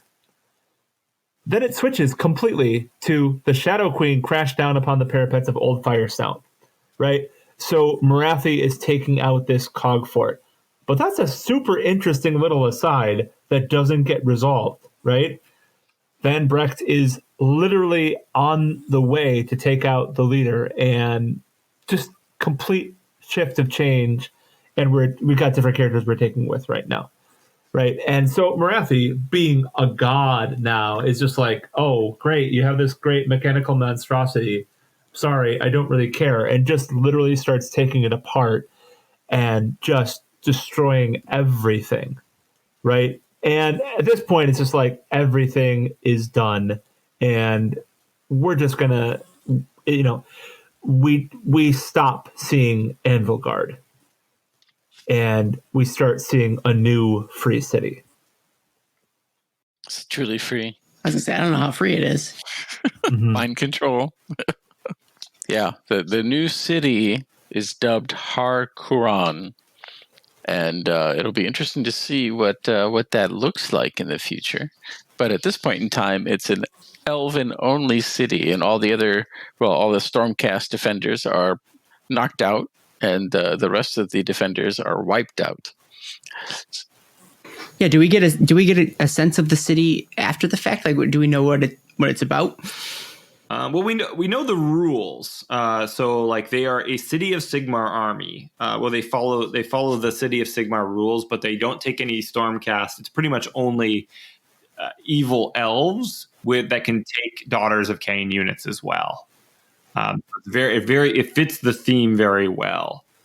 And it's interesting. Even before the city fell, the defenders noticed that the banners that the elves had were defaced Anvil Guard banners that had the elven symbol for Harkuran on them. So like their plan was to become the new city of Khaine, like all along. Yes, and then the whole story wraps up with two interesting lore tidbits. Bombshells. Maybe the most interesting tidbits, not to sell the rest of the story short. I'll take one. So Van Brecht wakes up in like a jail, basically, and he's got this jailer who's giving him a hard time, kind of hassling him. Van Brecht says, I'll kill you before this day's over. Just classic jail stuff. But there ends up being a loud noise outside, and the sound of things like doors getting smashed in and people death screams going on. And the jailer goes out to the classic story of the jailer going out to look, and then the door gets smashed in. He gets grabbed by a giant claw and ripped out of the room. Van Brecht is able to follow this trail of destruction. He finds the jailer, ends up killing him, so fulfilling his promise that I was going to kill you by the end of the day by like snapping his neck or something. But he's following this trail of destruction leading out of his Black Ark. Black Ark. Yeah, this where he's been locked up. And it seems as if this trail of destruction is intentional, like he's being led outside, and he's able to eventually get to fresh air. He's get to exterior of wherever he's been locked up, and he's looking down, however several hundred feet above the water, and he can look up and he sees that there's this creature who's nearby, like perched up on a rooftop or something like that, looking down on him. And it's this bat-winged, red-eyed creature, which presumably had something to do with his escape. And that is sort of the end of the scene. Shall we talk about it? Because obviously the question on hand is, who is this thing? What is this thing? Who sent it? It does say it was a figure wreathed in shadow. Creature's eyes, pinpricks of crimson light boring into him. Even better. And so for anybody, I feel like this has been one of the main mysteries, at least for me, as to what we think this creature might have been. Shall we take time now to hypothesize? I think it's malaria, and I think he knows what his mother's been up to, and he wants Sigmar to get wind of it so that he can help put her back in her place. So I think he's taken a personal hand, perhaps, or maybe one of his lieutenant shadow demons that he's friends with. But yeah, I think it's him. That's one guess. Does anybody have a different guess? It could be a vampire. I think the shadowy tendrils, though. It's like, But yeah, no, I agree with you. Could be a crimson vampire. eyes, blood-flicked claws, bat wings. If we want to like think of other power players in the realms, Nagash could be, sowing, has a express interest in sowing division within the Order Pantheon. True. Very true. Possible. Yeah. Paul, do you got a different guess? Of course I do. It could be Morathi. Morathi specifically requested the anvils of the Heldenhammer. She has bat-like wings. We don't know the color of her eyes. She's a giant monster with bat-like wings. Oh, sorry. The point isn't to argue with the Paul point. It's to let it wash over you. Exactly. Better man than I. Yeah. Right? Well, it depends on how important this Van Brecht is.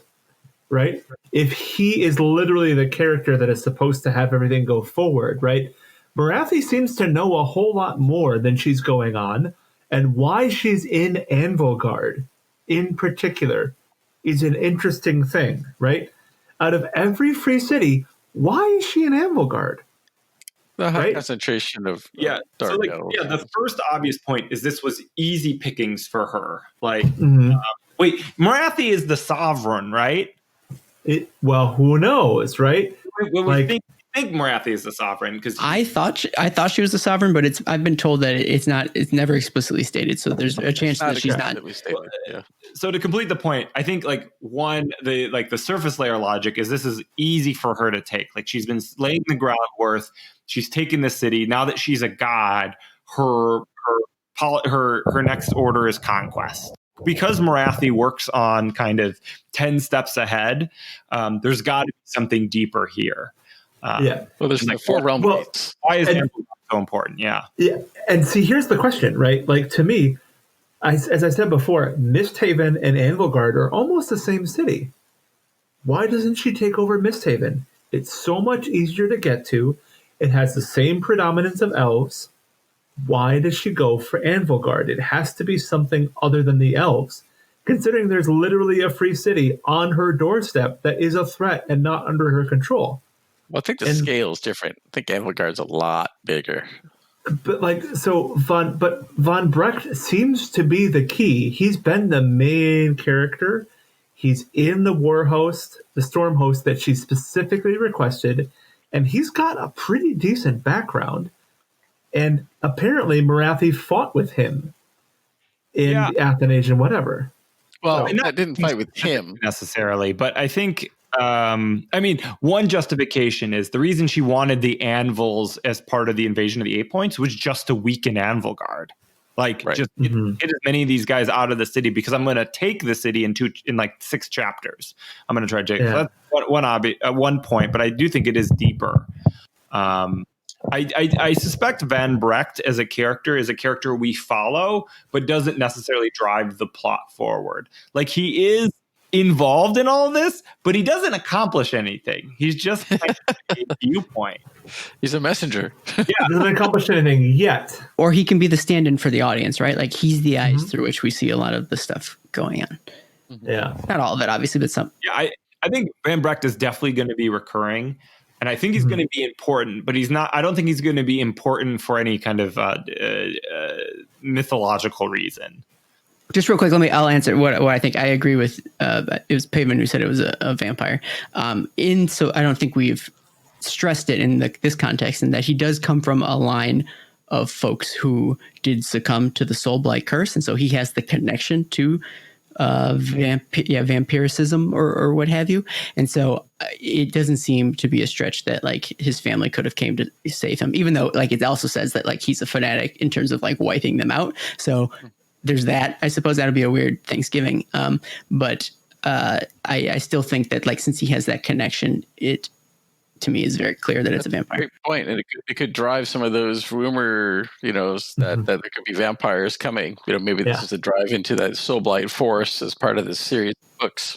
I also want to point out the last line for another advocate for the death take, is that the last line of here is, in an instant the thing was gone, leaving Van Brecht alone on a dead ship. Specifically, I think this ship is going to be related to the realm of death and to the forces of death. Oh no, it's because he killed everything. That's where we're going next. I have heard some people speculate it was Bellicor because he's the Prince of Darkness, but I think that's a far good one. That's another good one. I think that is he was literally just called out and the 8 points. So, but here's the other thing, right? That's actually not the last words in the lore phase or the lore section, is it? Oh no! There's another cliffhanger. Oh yes, there is another cliffhanger where we find out about something called the newborn. Oh, yuck! So the newborn is that drool from Slaanesh, and lo and behold, it is surrounded by Slaanesh worshippers, but we have no idea what it actually is yet. But it is being protected by the Hedonites. And it's about to speak its first words. Yeah, I guess Slaanesh is back, baby. And In some shape or another, yeah. Well, but it's worse than ever. But when the saliva moved, it said that Slaanesh was still chained. Yeah, it's like kind and of still imprisoned. Deal where it's like both. It's both at once. You know what I think is really interesting is when we went through the Behemoth battle tome, they talk about barfing up progeny. This is the same thing. Slaanesh barfed up some progeny, so there's this reoccurring theme of regurgitating your young. I don't like this theme. Hold on. I don't like it at all. Yeah. Hold on. Let's do this callback here, right? Where was Morathi when she was cut by the sword? She was in Slaanesh. Well, no, she wasn't in Slaanesh. She was in Ulgish. Yeah. But she was pulling from Slaanesh's belly. Yes. Did Slaanesh get cut in half? No, I think Slaanesh birthed itself, which is very Slaanesh to me. But also, I want to draw this line here. This is why the Slaanesh army attacked the Idoneth Deepkin, because they needed Morathi's ritual to go off, so this kind of sick birth would take place. They got what they wanted, which is like a reborn Slaanesh. And I think Slaanesh is going to exist in two places at once. And it's going to be real yucky. But the other thing I would note is that this is another winged creature, and we don't know the color of the eyes. Right? Is it the baby on the roof? Maybe that was the baby on the roof. We don't know. It's also a possibility because there are no models in Slaanesh that are winged. Greater demons? Nope, no, they're greater demons. Nope, they don't have wings. No, you're right. Well, and that's the thing is, this is not a Slaanesh model, unless it's a completely new thing that we've never seen before. Because Slaanesh moves fast over ground. Why would Slaanesh need wings? Because it's just better. Slaanesh have wings. What? Demon princes of Slaanesh. Oh, that's fair. That's fair. Yeah. But yeah, there's a lot of threads to pull here at this end of the book. Do we want to? Does anybody have any specific speculations as to what this newborn is going to be? Do we think it? Does anyone else have any other thoughts as to whether or not it's Slaanesh, or Slaanesh is like an heir to Slaanesh, or some other thing, or do we all just agree that it's a Slaanesh baby? I think it's progeny. I think it's multiple forms essentially of the same god. Manifestation in the realms. I think it's something special because it's going to be Slaanesh, but it's going to be like both born of Slaanesh and Slaanesh itself. And I think what is special and interesting is the chaos gods don't manifest themselves on the realms, or at least I can't. Maybe they did it in the realm of chaos. Maybe once, Khorne might have shown up. Every once in a while, but this is like more of a permanent manifestation of an actual chaos god. So like Slaanesh found a way to like get himself like into reality more so than the other gods. Mm-hmm. So I think that's going to be an important plot point. But we have to recognize that Slaanesh already broke the rule because he is manifested in the realms. He's in Urgul Hish. So he already has manifested in the realms. That's a sub-realm. Yeah, I don't know how strong that rule is. I don't know if it makes sense in all contexts. Well, but every other chaos god is in the realm of chaos. Yes. So I'm saying since one form or another is already in the realms, he has broken through that barrier. Yes. Gotcha. Maybe not by Good point. choice, but he already exists within the mortal realms, which is something that no other chaos god has ever done. I do think they show up sometimes. I remember a story of Khorne getting pissed and knocking out a flying city out of the sky during the realm of chaos. I thought he did that with his skulls. I thought that was the whole like bronze skulls He thing. just punched it. He was like, no, this is cheating. They're trying to shoot range. And he just... That's super sweet. I'm totally for that one. Should we talk about some listener questions? Should we do that? Yeah. All right, cool. Man, I skipped one, but we kind of already mentioned it. So Tyromancer had asked, do we know why? Oh, and actually, let me stop right there. Hey, listener. Yeah, I'm talking to you. No, not that guy, that guy. If you want to get your question on the Mortal Realms, the story phase, what you want to do is this. You want to join our Discord channel at www.themortalrealms.com/Discord. Hang out there all the time, every day, all day. Hang out with me every day, all day, because I'm just sitting in there waiting for you to show up. And then on random days with no set schedule or rhyme or reason, I'm going to ask, hey, does anybody have any questions for the episode that we're recording tonight? And you'll say, yeah, I do have a question. And you'll type it. And then I will record it and I will put it in our show notes and then we'll ask it. That's how you do it. So, for example, Tyromancer did just that, what I just described. And he asked, do we know why she decided to take Anvilgard? She meaning Morathi. I feel like we already talked about it. Okay, that was a bad example. Let me give you a new one. Short answer is no. We don't know. But correct. We can feel. Yeah. Yep. But we already talked about it. Another question from Excalibur Nick. He wanted to know, kind of related, why are the anvils of the Heldenhammer such terrible defenders? First, they lose a storm vault that releases Catacross, and now this. He actually said now stuff, but now this sounded better. They don't have a great track record. Sounds like they're spread pretty thin, though. You know, they're here. They're now in the 8 points. They were in Shaiish. You know. That is a good point. That's a very solid answer. Does anybody have a better answer than that? Yeah, poor anvils. I don't. Do we have any great wins of the anvils of the Heldenhammer? Like, I can't think of any. Me neither. Maybe they're just the whipping boy. You know. Even in Soul Wars, the book Soul Wars, weren't most of the good guys like Hammers of Sigmar? Helios was, and he's like the best dude in that book. Anyways, so you're right. The anvils of the Heldenhammer, especially because they're like reforged heroes of old. Maybe just because old heroes are terrible, and like you got to get that new hot stuff. Well, but in their defense, right? So Lephis lost the Storm Vault, right? But the Storm Vault wasn't actually the treasure that they were assigned to defend. The real treasure was the friends they made along the way. Yeah, that's a good point. They were assigned to defend the 10,000 tombs. And they did defend the 10,000 tombs. Okay. So, right. This is some anvils apology. Like, yeah. I'm just saying. That was an unequivocal loss. Catacross got released. I mean, it was tough. I mean, there's a lot of going against them. Yeah. All right, I got another question from our boy Koros, and he wants to know, do you think Sigmar will retaliate, and how would he do that? That's a solid question. Fabian, you were talking about looking forward. Here's a looking forward question.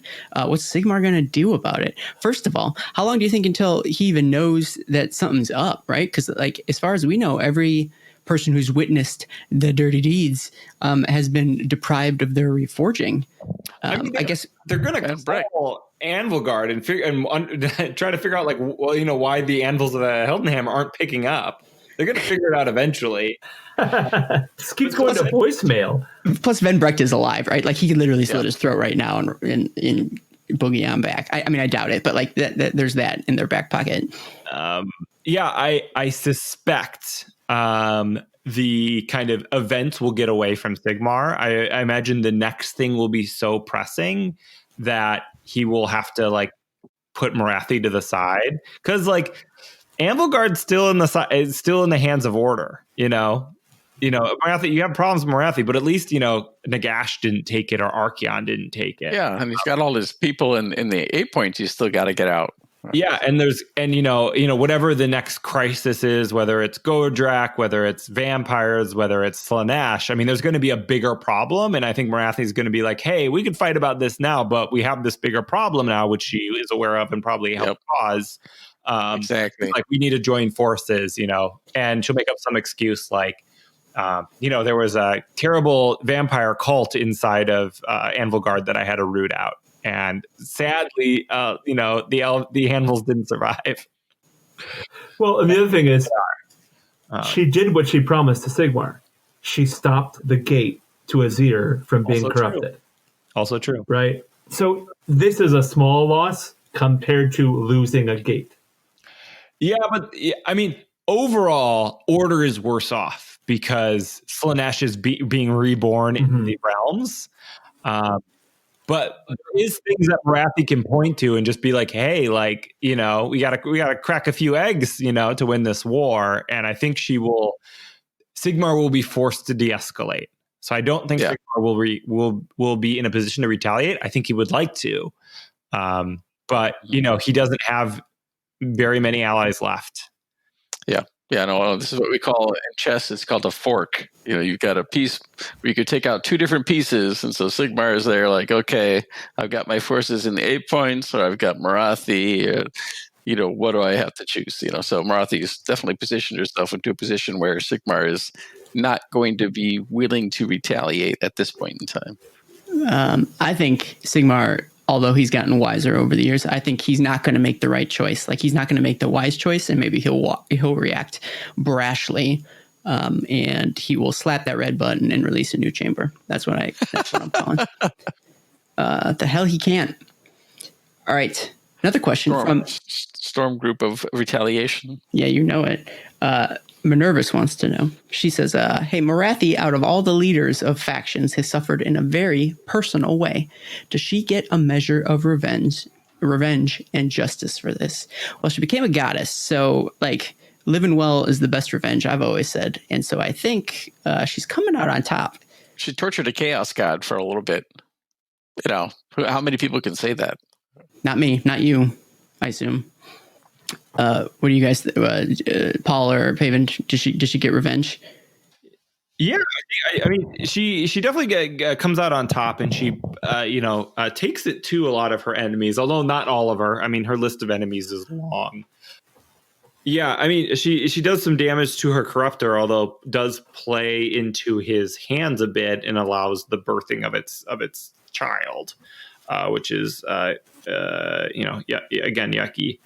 I think Minervus brings up a lot of interesting points about Morathi being, a somewhat sympathetic character in that she spent an eternity tortured inside Slaanesh and was like kind of corrupted and changed and out of control of her kind of own body. And Morathi definitely just kicks ass throughout this whole book, and it all works out almost flawlessly for her playing all of the factions in Age of Sigmar against each other in certain ways.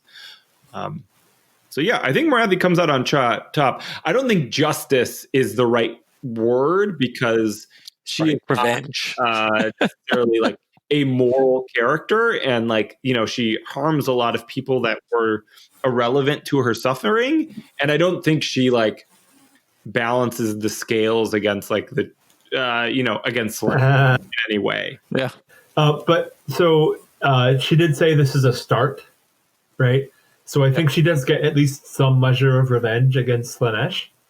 But I'd also point out she now wields shadow magic. Mm-hmm. So always. Well, but she's now a god, right? So is she stealing that shadow magic from Malarian? Is she getting revenge on two gods? Sure. Good point. Yeah. Yeah. How does that sharing a realm work out now? Because, she's not a god of the realm. The reason why Malarian became a god was because he had taken the wind of darkness or whatever, right? Like, that's the idea. And Morathi didn't have one of the winds at the end times. Right. Well, she's now a god. So where does that power come from? She's stolen from Archaon, right? Obviously, she took the Varanite, but she's ending up taking Shadow as well. So this is so as far as revenge, absolutely. But also, she's a completely different kind of god. We don't have gods like this in the Age of Sigmar. So she has made herself a god. which is super fascinating. Mhm. Yeah. Yeah, and I wonder too, the way that she was cleaved and had to withdraw during the ritual. She may be completely unaware of this Slanesh newborn, unless somebody visualized it flying away from her place of power. But she may be unaware of the side effect that she's caused. Yeah. I'm gonna keep the hits are gonna keep coming. Severe Elon wants to know, since Morathi proved it's possible for mortals to seize godhood, this is related to what we're talking about. Who else is going to try for it? Broken Realm's going to create a new pantheon. What do you think? Is there going to be we're going to be awash with new gods left and right? Are we going to have Grimnir come back? Okay. That would fit. Yeah. Possible. That would fit. And I do think he'll be back one day, so why not now? Maybe a Dwarden god. Yep. Or Grimnir. I was thinking of the female Valaya. I can't remember. Valaya, yeah. Valaya, yeah. Yep. She'd definitely be an option, or a new one, right? What's to say there wouldn't be a new god that we haven't talked about yet? Come on, Garnos, come back. Oh, that'd be pretty. I was just saying, you just want to win the thing. Well, I want the Karnathi too, which would be awesome. So yeah, true. Well, and imagine if we had a new pantheon of only order gods. That'd be super interesting. I would like to see. I think when I think of ambitious characters that want to achieve godhood, I think of the vampires, part of Nagash's matriarchs, specifically Manfred and Neferata, who I think in some ways seek to be out from under the dominance of Nagash just by character. And it also, I think, death is the most ripe for infighting and faction. I think that would, I think death is a little bit too much of a monolith for my taste, and I would love to see some kind of spoiler. Infighting and death to fracture them a bit. So I think that would be those are the folks I would think would try to take a shot of getting the peace. Well, and what if Misthaven and Hardcover are just the beginnings of the new cities? What if we're going to get a death city of death cities? What if we're going to get destruction cities or chaos cities? Yeah, I don't know, maybe this is one of my final thoughts, but I love the expansion of the existing cities into new places and with new rules and different twists on those rules. I'm super happy to see that faction expand in a very near. Yeah, no. So my hobby project that I'm going to work on next is my Corsair army.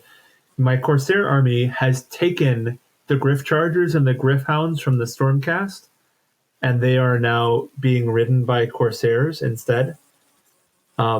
Which, when I created it, I was like, it'd be a cool AOS thing, but now literally fits specifically into Hardcover, where the Stormcast have not been allowed to go back to the heavens. And it is possible for people to just go around and loot their stuff while they are completely disabled. So, yeah, the amount of new narrative is ground to be tread is just a massive. So cool. Yeah. All right. Final question. Klaus wants to know, if Morathi has become a god, is she a shadow of her former self? Ha! It's a joke question. It's because she's a shadow. And she's got selves. Yeah. Yeah, you get it. Josh, you get the joke. But she literally can become a shadow of herself if she stands one in front of the other. That's true. So I think so. That was the end of our listener questions. Maybe we'll wrap it up with our final thoughts. Paven, you'd already touched. I think you scratched the surface of your final thoughts. Do you have any additional comments to make in your closing arguments? I think this is my favorite book that Games Workshop has put out for Age of Sigmar. I think it expands in a lot of exciting new narrative directions. The current rules, it updates factions in ways that are very interesting. I think on the Cities of Sigmar episode, I was scared that these are where, these are the rules where miniatures go to die. And it seems like that is not happening in there. We are getting more support for the Cities of Sigmar. It also moves the narrative forward in a very satisfying way that we don't always see from Age of Sigmar mainline fiction. Like there weren't any like battles against named characters where the ground splits apart and it divides them. So it's, everybody lives. It was like things felt consequential, things felt meaningful. Things were complex in ways that were very satisfying. And there was a lot of mystery left open. So this was like, I'm super pumped for the Broken Realms and the rest. And I can't wait to see where they go next. Awesome. Josh, what were your final thoughts on this here book? Yeah, no, I echo a lot of those thoughts. I think this is definitely a campaign book that integrates so much across the realms and, and the 8 points as well. It pushes the story forward in multiple directions, kind of leaving conflict in several different places. That it's going to be really interesting to see how it evolves in the rest of the books. Right on. Paul, what are your closing thoughts, your closing arguments? Well, I remember when the Realmgate Wars ended, and I was like, okay, so that was our campaign books, right? Like, what are we going to go forward? And I remember asking Ben Johnson at Adepticon, and I was like, hey, so are we going to get more campaign books? Is this something you're going to do going forward? And he was like, well, yes, but they're not going to be the same. They're going to be something different. Like, there are going to be campaign books, but they're going to be something different, right? And this is obviously the different. And when I first read through it, I was like, I was kind of expecting like realms to break, right? It's called Broken Realms. And like, it's, it was a small thing, but like reading through it, right? Yet it wasn't like a realm shaking thing yet, right?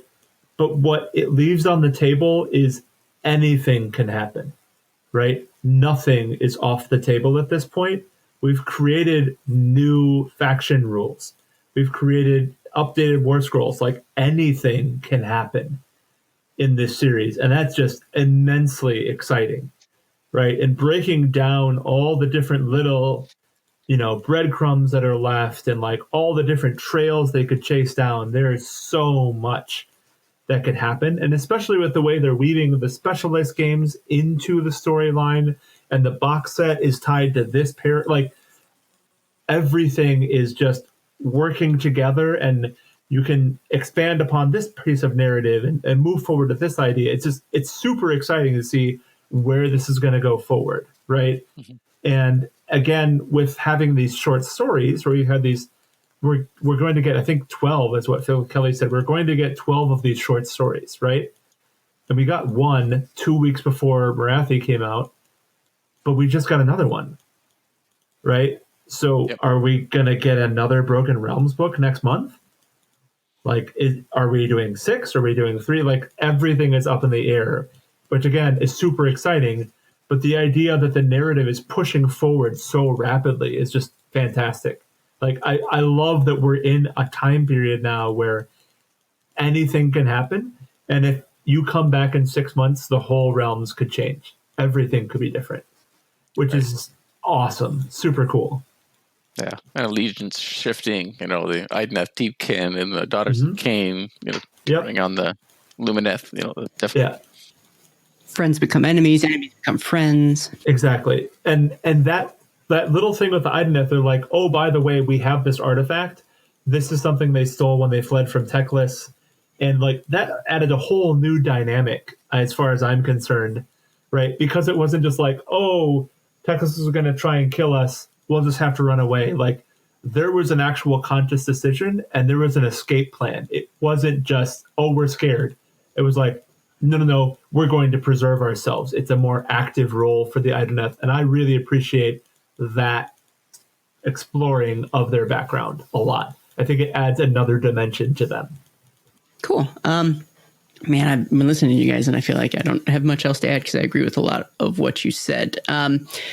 I'm a sucker for interconnectivity or interconnectedness between stories, and this current wave of products between Catacombs and Shadow and Pain and Broken Realms and Morathi are all interconnected.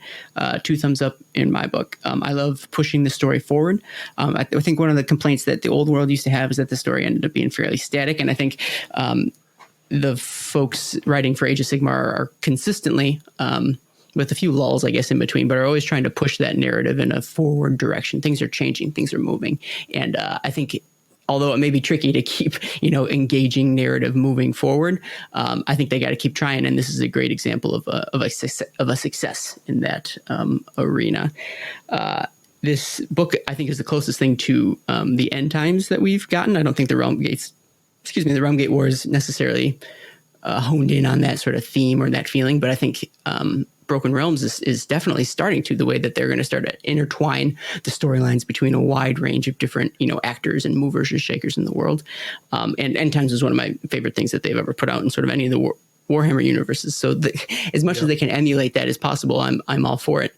I love that they both harken back to characters that we know, but they also took time to introduce new characters. And I think that's going to be important if we're going to continue to move stories forward. It's going to have to be a balance between those folks that we do know and those folks that we don't yet know.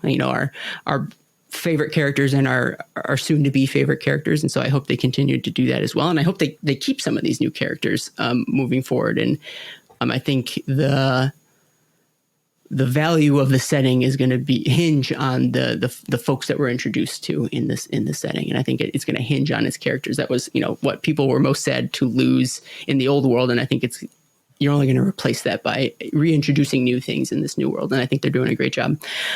So I cannot wait. I set the book down and I immediately wanted to pick up whatever the next one was going to be from the Broken Realms. And I don't know how I'm going to survive until the next one comes out. Okay, that's a little dramatic, but I mean it. I'm a dramatic fella. Hopefully we get a preview on Saturday. Yeah. I just can't wait. And I think that might wrap it up unless anyone has anything else. 3, 2, 1. Wait. You son of a... It's time for our reforging, but Sigmar willing, we'll be back soon.